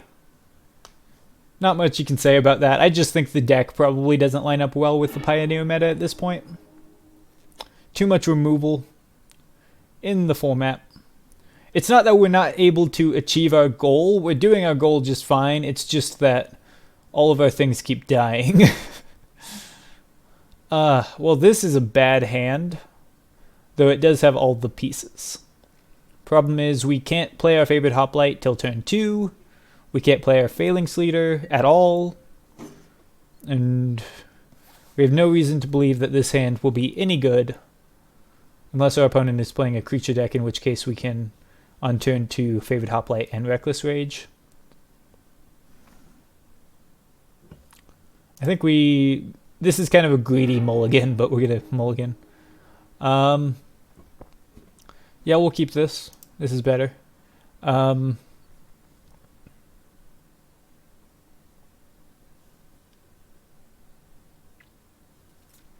think we put Defiant Strike on the bottom.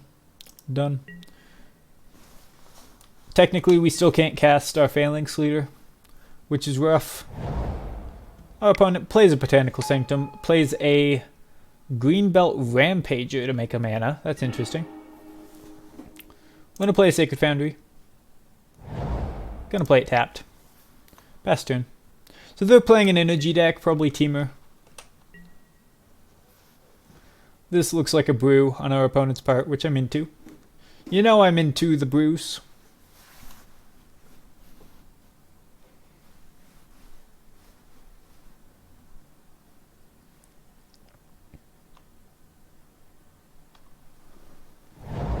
They play a Breeding Pool untapped, go down to 18. Play another Greenbelt Rampager.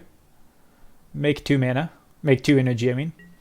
And play the final Greenbelt Rampager to finally make a 3/4. That's a 3 mana 3/4 with functionally no abilities, so that's interesting.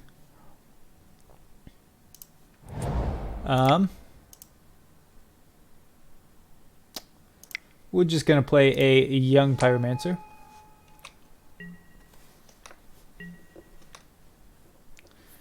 Pass the turn to the opponent, see if they want to attack in for 3. We will let them. We're not going to block with our Pyromancer. We need it around.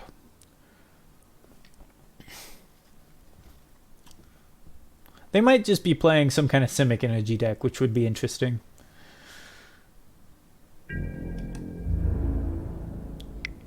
Yep, they get in for 3. We're going to let them. Far be it from me to stand in the way of an elephant. They play a Fabled Passage.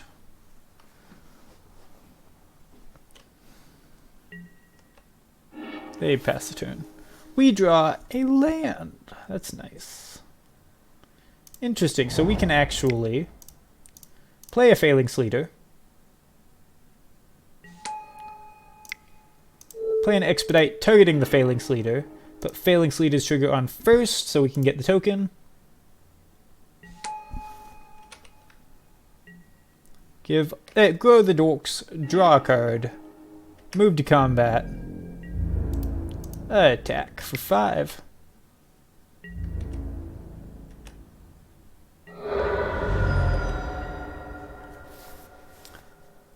So opponent does appear to at least be playing some creatures that die to Reckless Rage.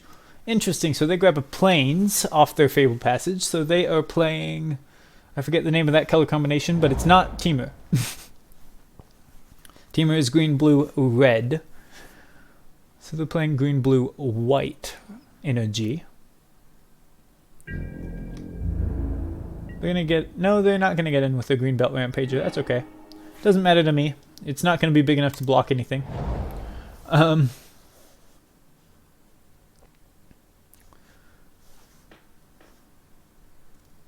Actually, I suppose it will be, won't it? Well, we will play another Phalanx Leader.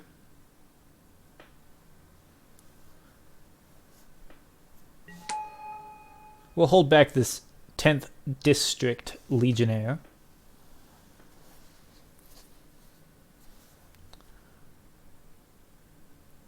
I think we attack with everything. No, because they're most likely going to block the Phalanx Leader, so giving it protection won't kill their Greenbelt Rampager. It'll just get 4... It'll just deal 7 damage. So I think we hold off on that. Next turn, we get to deal a lot of damage. They Coco. Okay, that's a problem. But I'm glad we didn't attack into it. Attacking into a Coco here would have been way worse. Imagine they hit 2 Greenbelt Rampages. That would be rough for their part, I imagine. I imagine that's not what they're trying to hit off the Coco.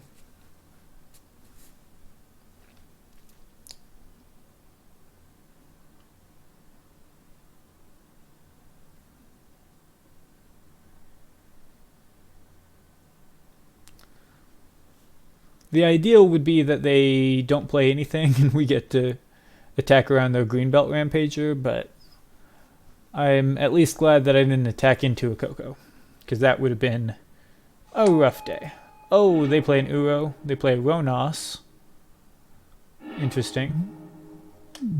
Don't really know what they're playing. This seems like a weird deck.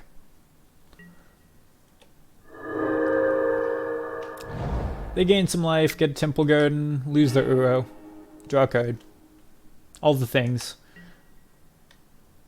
Well, their Ronos can't attack or block, but they can get back their Uro and get a big Ronos and a big Uro. They play a Breeding Pool. Have to think about if they want it tapped or not. They decide to play it untapped. Play a Hushbringer. Okay. We don't have ETBs, so that's fine.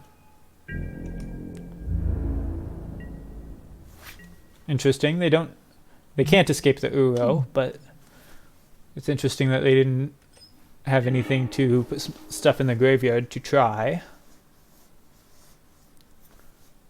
Well, in that case, I guess we do just try to attack around the Greenbelt Rampager. Well, we still can. 10th District Legionnaire.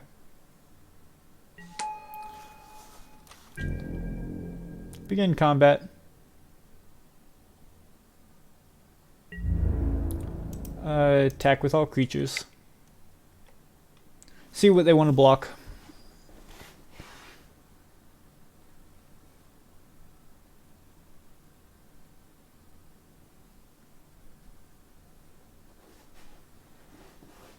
They've got up a lot of mana, but I don't know if it's for anything. They did shock the Breeding Pool, but as we know, people can do that for reasons other than actually having something to cast. But they do have something to cast. Maybe another Coco. Yep. This was really my only chance to attack in, though.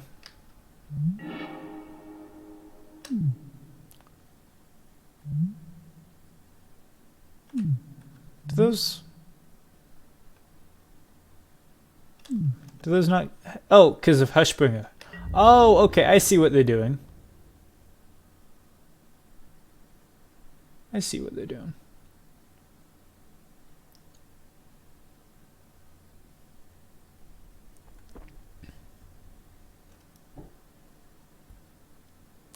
They're trying to use Hushbringer in order to play a bunch of things with bad ETBs that are otherwise pretty good.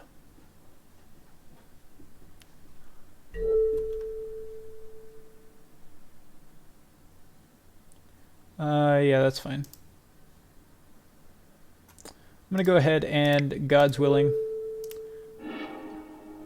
Phalanx Leader first. Alright. Give it protection from green. But on the bottom. They go down to 8. I think we're dead here. They have 8, 10, 13, 16, 17 damage on the board. So our elemental can keep us alive, but that's about it.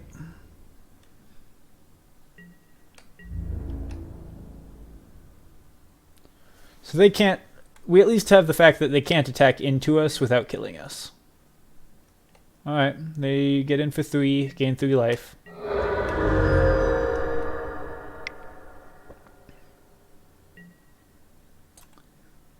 Yep.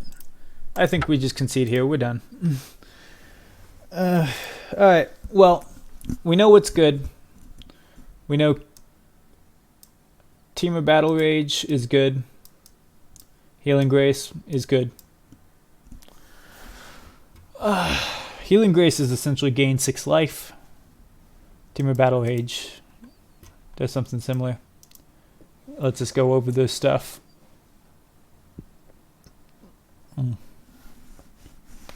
I think we actually don't bring in Team of Battle Age. We want the Reckless Rages. Those can actually kill things.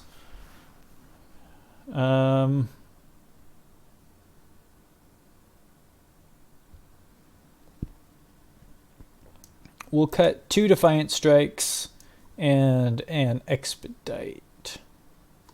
Yeah. Run it back like that.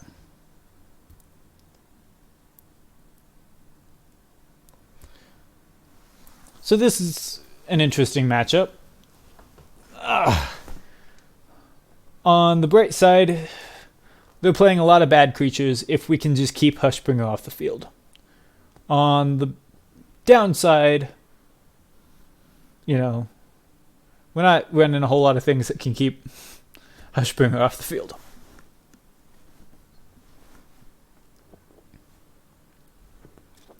Maybe Wild Slash should come in against this to deal with the Hushbringer, because it's just another thing that can kill it. It just doesn't do a whole lot other than that. And our opponent can still play a 6/6 hero and a 5/5 Ronos and all those things. I would love to play first, please and thank you. But not with this hand. And not with this hand either. We might just mulligan into Oblivion, and that would be how we finish off our games. That would be too bad.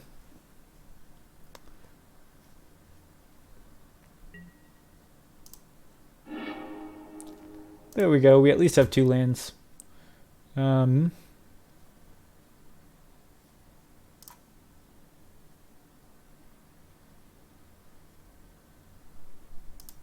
I think we take that hand. Take this hand here. Play this tapped. F6. That's 5. Oh. I have big ears. These headphones hurt my ears a little bit after a while. Alright, they play a Forest, play Gilded Goose. Alright, well, we play a Battlefield Forward, so that's interesting. We draw a Feather. I'm going to play a 10th District Legionnaire, get in for 2. I imagine they won't block. Yep. F6. If we can draw a land for this Feather, that would be wonderful.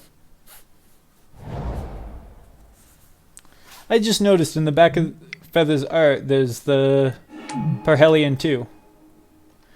Channeler Initiate comes in as a 0/1 because they don't have a Hushbringer out. Still a good card though. Still a good ramp spell. Alright, I draw a Battlefield Forward, so I get to play a Feather.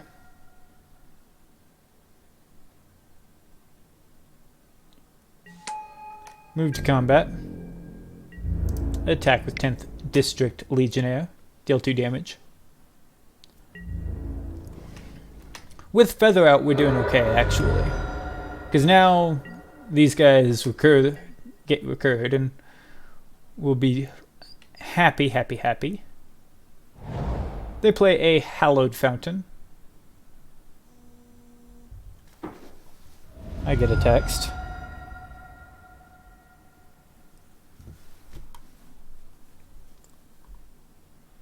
They play the Hallowed Fountain untapped. They move to combat. They pass turn. Okay. They've got 5 mana right now, so that's a thing. Alright, well, here's what I'm going to do. I'm going to go ahead and cast God's Willing. Whatever. Yep.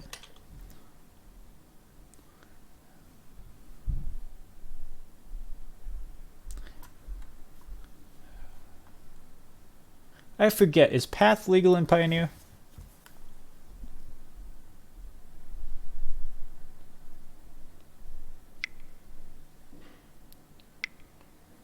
Doesn't matter, because they're Tapping now. Okay, they're going to Coco. They Coco. That's fine. You can Coco, opponent.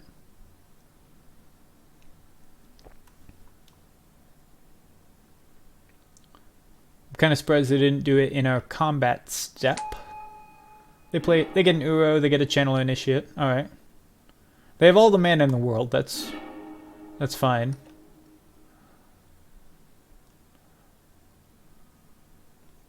Well, they can put the Channel Initiate negative counters on the Uro, which is an interesting interaction. So they do actually have a 3/4 Channel Initiate.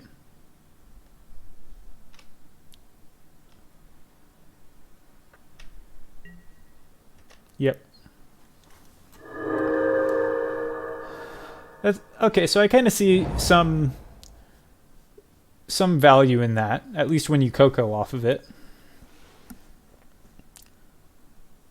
I'm not sure if it's good enough, but it's certainly interesting.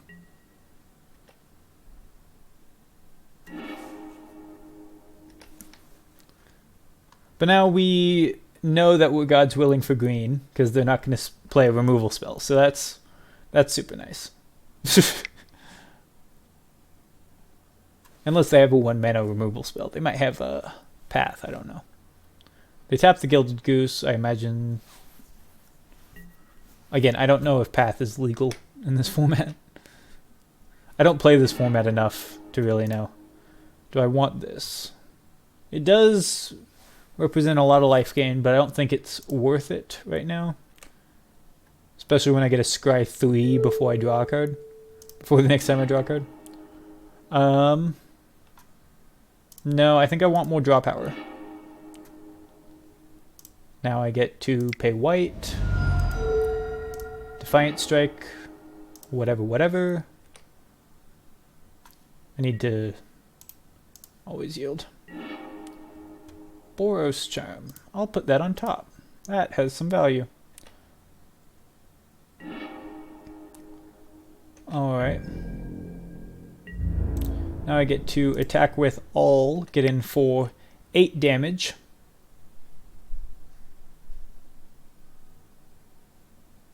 So the opponent either has to deal with my board or kill me here because I have lethal next turn. Which is great. They're down to 9 life. Yep. I'll get those 2 back. Please and thank you. And I even have God's Willing that I can cast at instant speed to protect something. The fact that pretty much everything is instant so I can get it back with... I can cast it on my opponent's turn with Feather is great. There's certain things I really like about this deck. It's not performing well, but there's certain things I really like. Alright, the opponent is going to cast an Uro from their hand. Draw a card, gain some life, all that stuff. Lose their Uro. They don't seem to have a way to fill their graveyard in order to escape Uro, which is interesting. It's essentially just a growth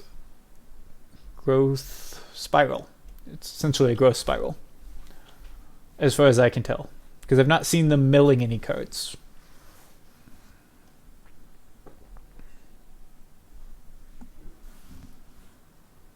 They have a food, they are at a virtual 15, but I don't think that matters, because I can give 10th District Legionnaire plus 3 plus 4, which gets an 8 and then double strike.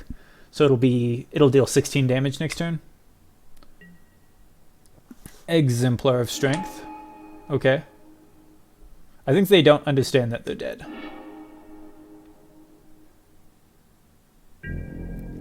They have 1 mana up right now, but they have nothing that can block a protection from green 10th District Legionnaire. Well, here's what we're going to do. We're going to go ahead and God's Willing on 10th District Legionnaire, whatever. Waiting for the opponent.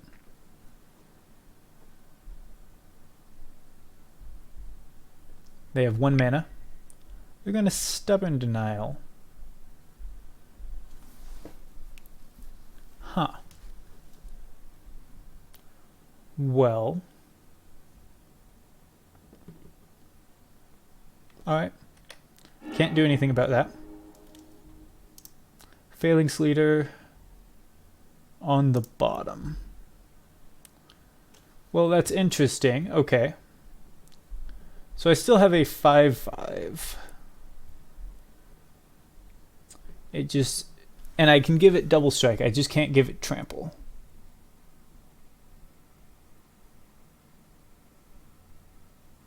Funnily enough, I can actually wipe their board if they double block here. How much does Uro need? 5. So I don't actually want to kill any of this stuff because then they can get back Uro. But do I care if they get back Uro? I don't have a God's Willing anymore. I think I need to Defiant Strike.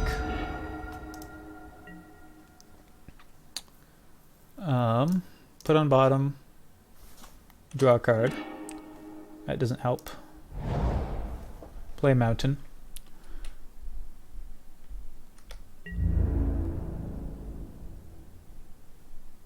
Attack in for 3. In the air.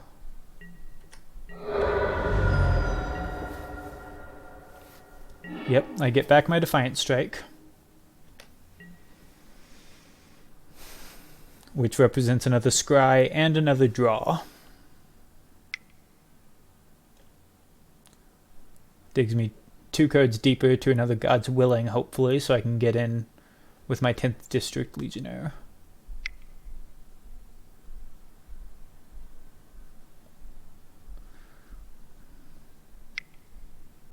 Alternatively, another Defiant Strike makes Feather large enough to kill him. They play a Ronos the Indomitable. That can block because they have a 4/4. Creature with power 4 greater.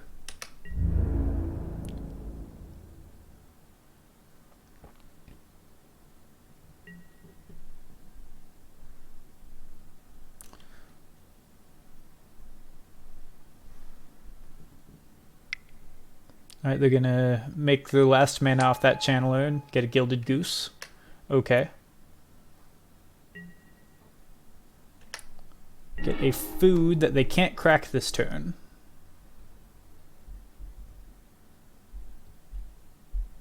Alright, that's actually lethal, isn't it? Because I can Boros Charm for 4 as well. So that should be plenty. I forgot to Defiant Strike off that, but that's fine. I have just enough to make this work.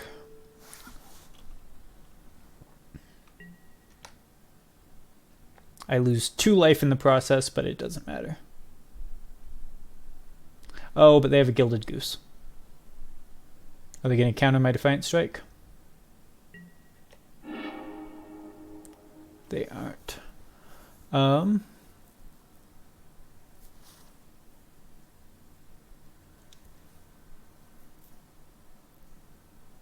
Problem with Ronos is it has Indestructible.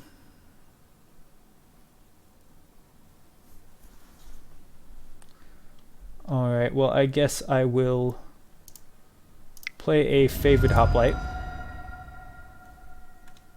That can block the Ronos without dying. And I'll attack in with Feather, force him to block with the Gilded Goose in case I have some combat tricks, which of course I do. Technically, I shouldn't have played Favored Hoplite, I suppose, because I actually have lethal if they don't block.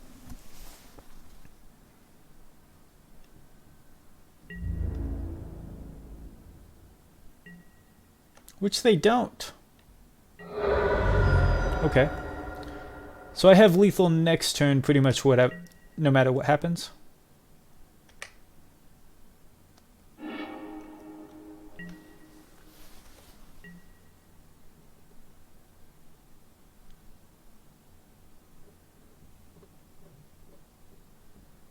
Because I can just Boros Charm for lethal. Alright, they're going to attack in with Ronos. I'm going to put Favored Hoplite in front of it. And Defiant Strike it. Whatever.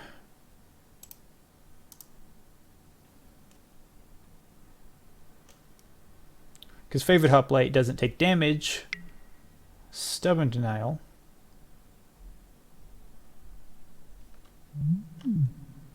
Okay. That doesn't really matter because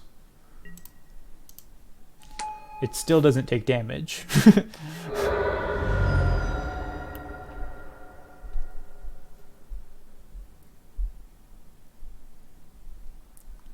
You just stopped me from drawing a card. And you lost your counterspell, which could have saved you from the Boros Charm that you don't know is coming.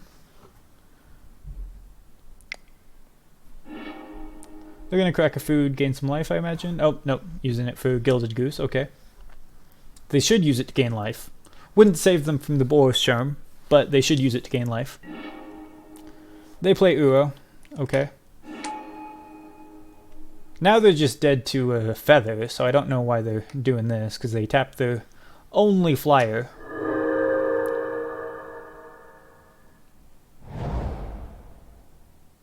They gain 3 life, but it doesn't matter.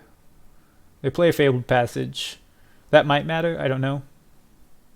Don't know what they could have. They could have a Stubborn Denial. They play a Breeding Pool.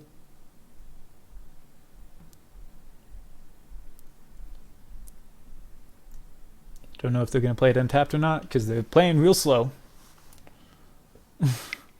Play it tapped.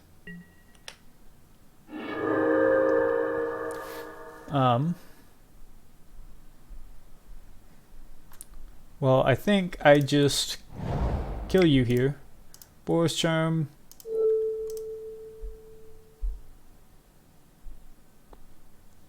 Let's see if they just scoop.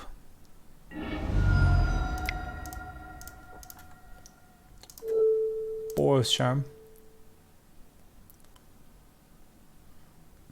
Yep, okay. I think we just run it back like that. I think that's the best we're gonna get.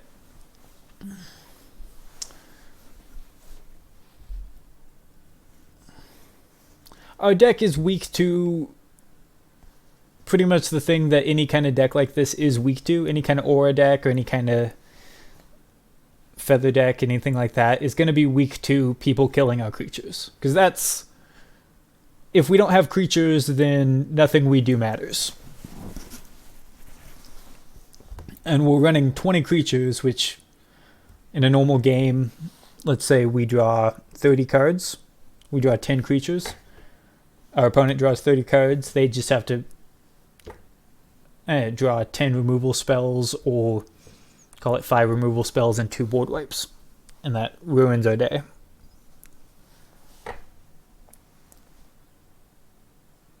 That's a really long game, though, if we're both drawing 30 cards. That's a ridiculously long game. More than likely, we're just going to be going for 5 to 10 turns where we would draw between 7 and 15 cards each.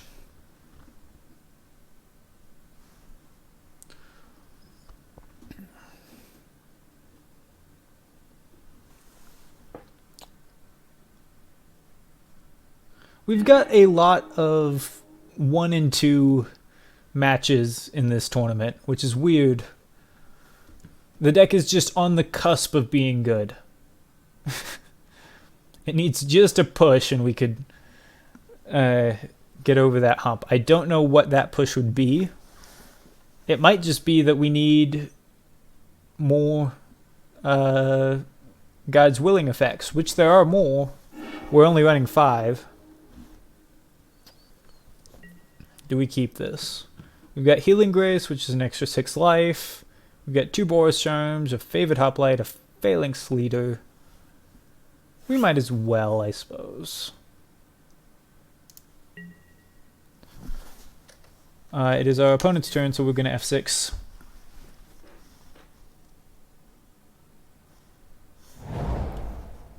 They play Breeding Pool, untapped. They play Gilded Goose. Yep. Oh, what just happened?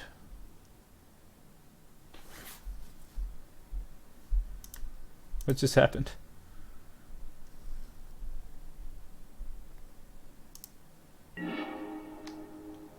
I don't know what just happened.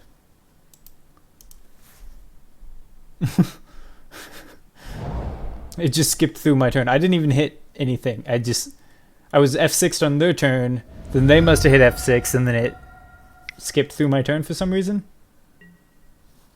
They're gonna Hushbringer, that's fine.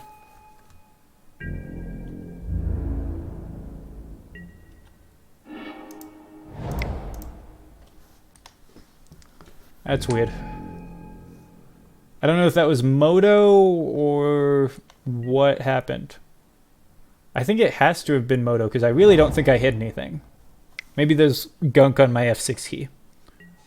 Maybe it thought it was still down.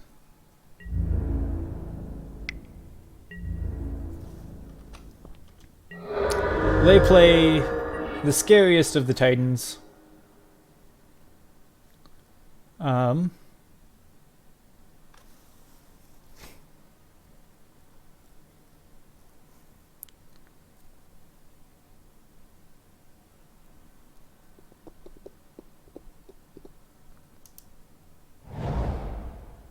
I think we Sacred Foundry untapped and just play a Favored Hoplite.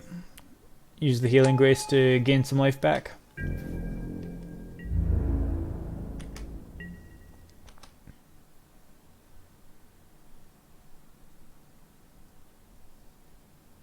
Essentially to fizzle the Uro attack.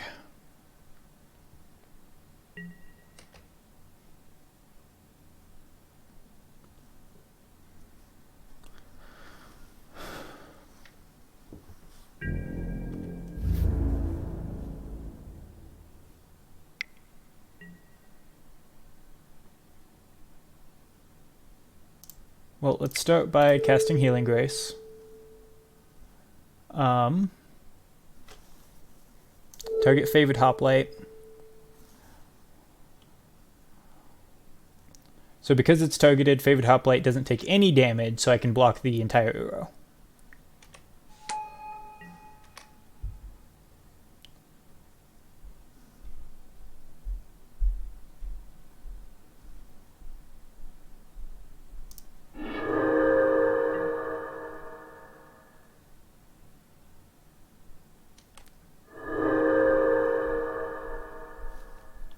Did I misunderstand how this works?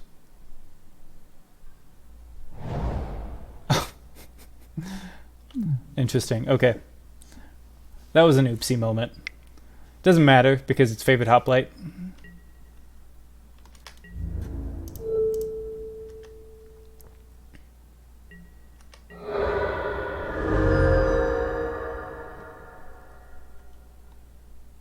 What's interesting is we can actually kill this Uro next turn.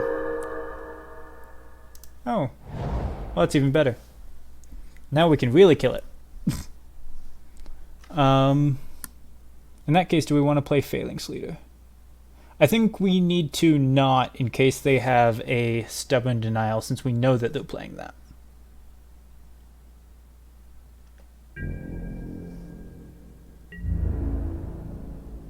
No attacks.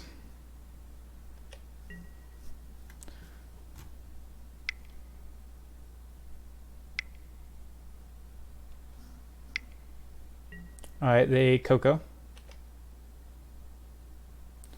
This will be scary. They can't get another Uro, which is nice. They get a Gilded Goose. They get an Exemplar of Strength. Gilded Goose is kind of a non-bow with Hushbringer. It doesn't get a food when it enters. But they do get a 4/4 Exemplar.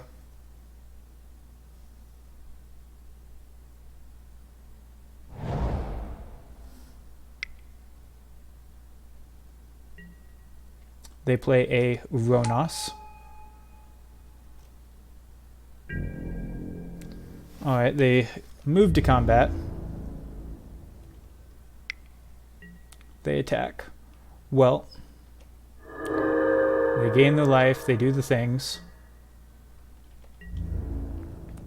I'm going to go ahead and... I guess I block with this one. Okay. Instance time, I go ahead and Reckless Rage, targeting their Uro, targeting my favorite hoplite.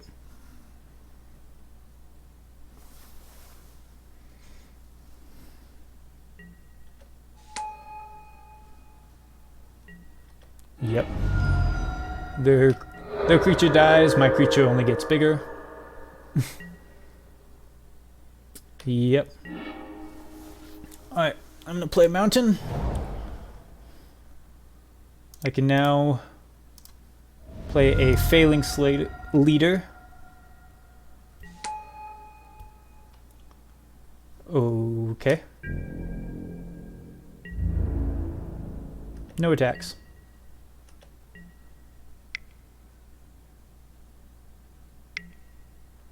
They make a food so that they can use their Gilded Goose next turn.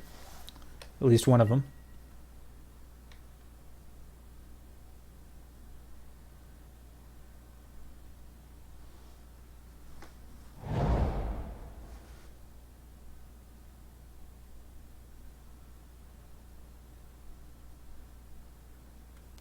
They play a Plains. Move to combat. Attack with just the Hushbringer.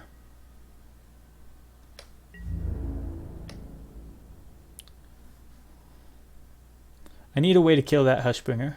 I suppose I can Boros Charm it. No, I can't, because it only hits players or planeswalkers. They give it +2/+0. Only once, though. I actually could do it twice. I don't know if they know that. We take 3. They play another Uro. Alright.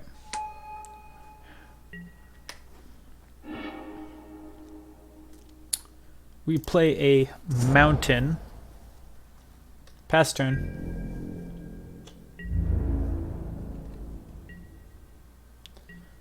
We're kind of stuck here in that our opponent can keep attacking us with their Hushbringer and we can't do anything about it because we have to deal with the rest of the board.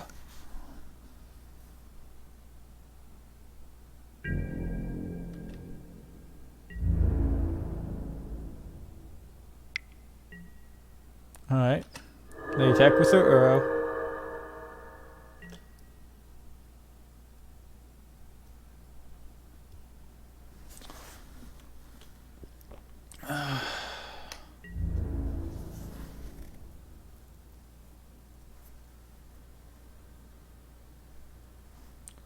Let's see. Let's put this favorite hoplite in front of it. And hit OK. In response, we're going to Boros Charm Failing Leader and we're going to Boros Charm favorite hoplite. Alright, they make it bigger. That doesn't matter. So we're going to give it Double Strike.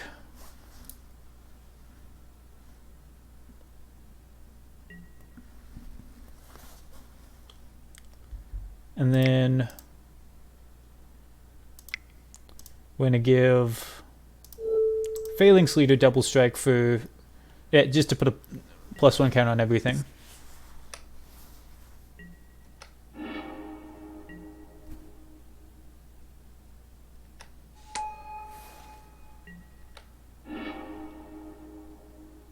We still take a lot of damage from the trample, but that's it. We get to kill their Uro.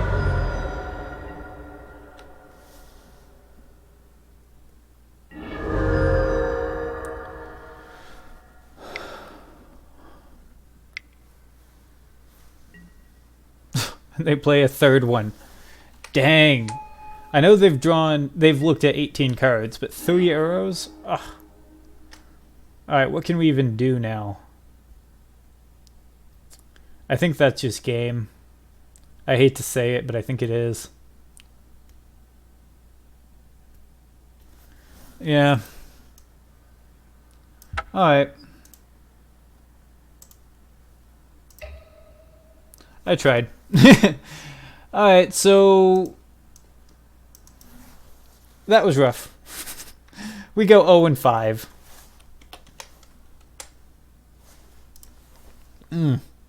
That was rough. I feel like there's a lot of potential here. We went 1 and 2 so many times. There were so many times where we just needed one more game in order to one more win in the match to bring it home, and that probably speaks to poor sideboarding. Because if we're able to get that close, then we should be sideboarding in a way to nudge us over the edge. So the way that we lost tells us that our sideboard needs to be adjusted. I don't know what needs to be done. We definitely didn't have anything to do against control. We didn't have anything to do in a lot of matchups. Dampening Sphere, we never got to saw in the matchup where it mattered, but I do get the feeling it would have mattered a lot. Wild Slash, even when we had it, I didn't care. Crash Through doesn't target, and even when we had it, I didn't care. Healing Grace was nice, actually. I liked it, because it's able to buff up a favorite hoplite, buff any of our heroic things, comes back with our feather, and it gains us life. It just has so much value. I think we need to cut Wild Slash, and maybe even Teamer Battle Rage. We never saw it used. Crash Through. So you can see that. There we go. So we have 9 slots in our sideboard that need to be changed. I don't know what they need to be changed for. Maybe some more Sheltering Lights. Here, let me...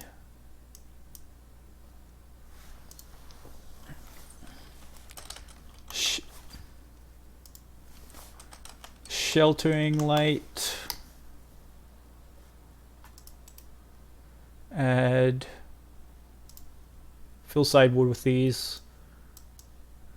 Sheltering Light was good when we needed it. Stuff that gives hexproof. What's in red and white that gives hexproof?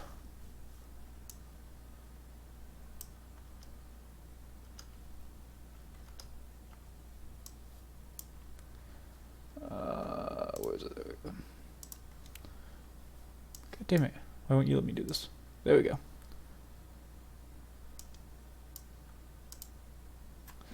Alright, so what gives hexproof in red and white?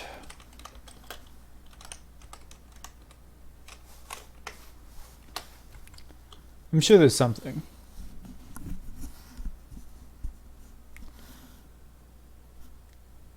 Enchantments wouldn't be bad. It doesn't synergize well with Feather, but it does synergize well with the rest of our heroic spells.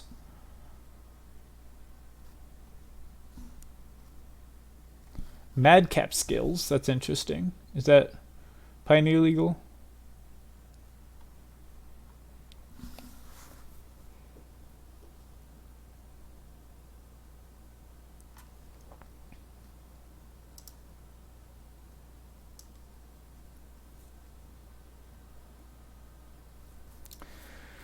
Ethereal armor is interesting. Madcap skills.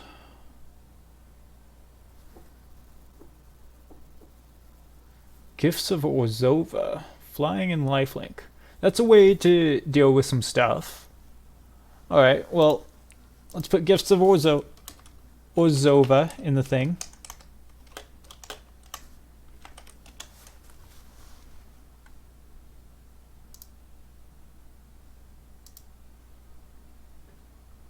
Is it not Pioneer legal? It should be. It's brand new. Right?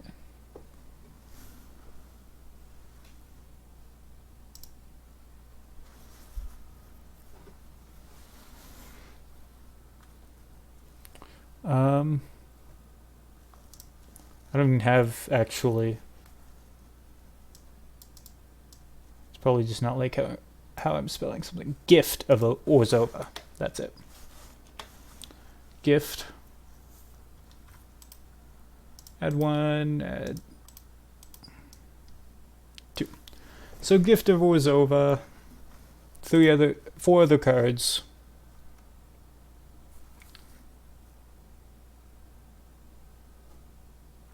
Mountain Walk, that's interesting.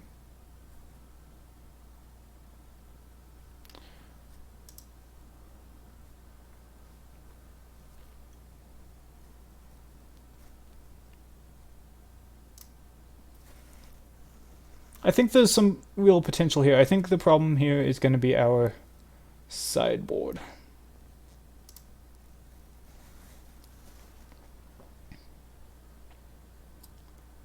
Defiant Strike, Reckless Rage, Samet Sprint.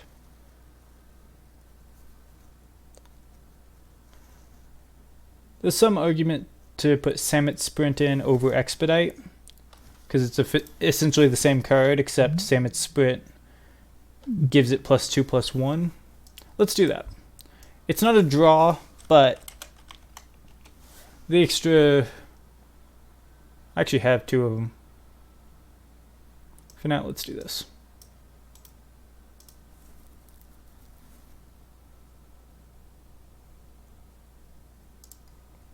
What do they have in the sideboard?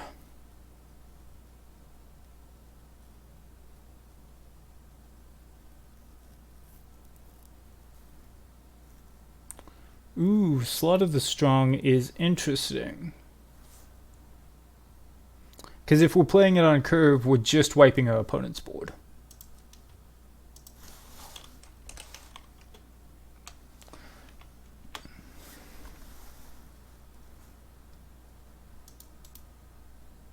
Let's just put one in the sideboard.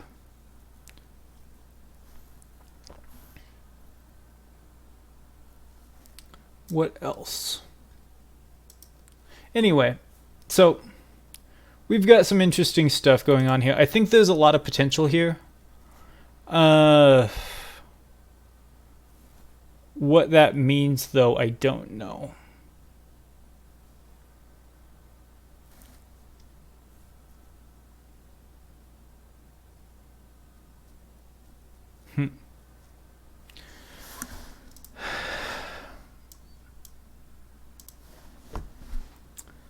Alright.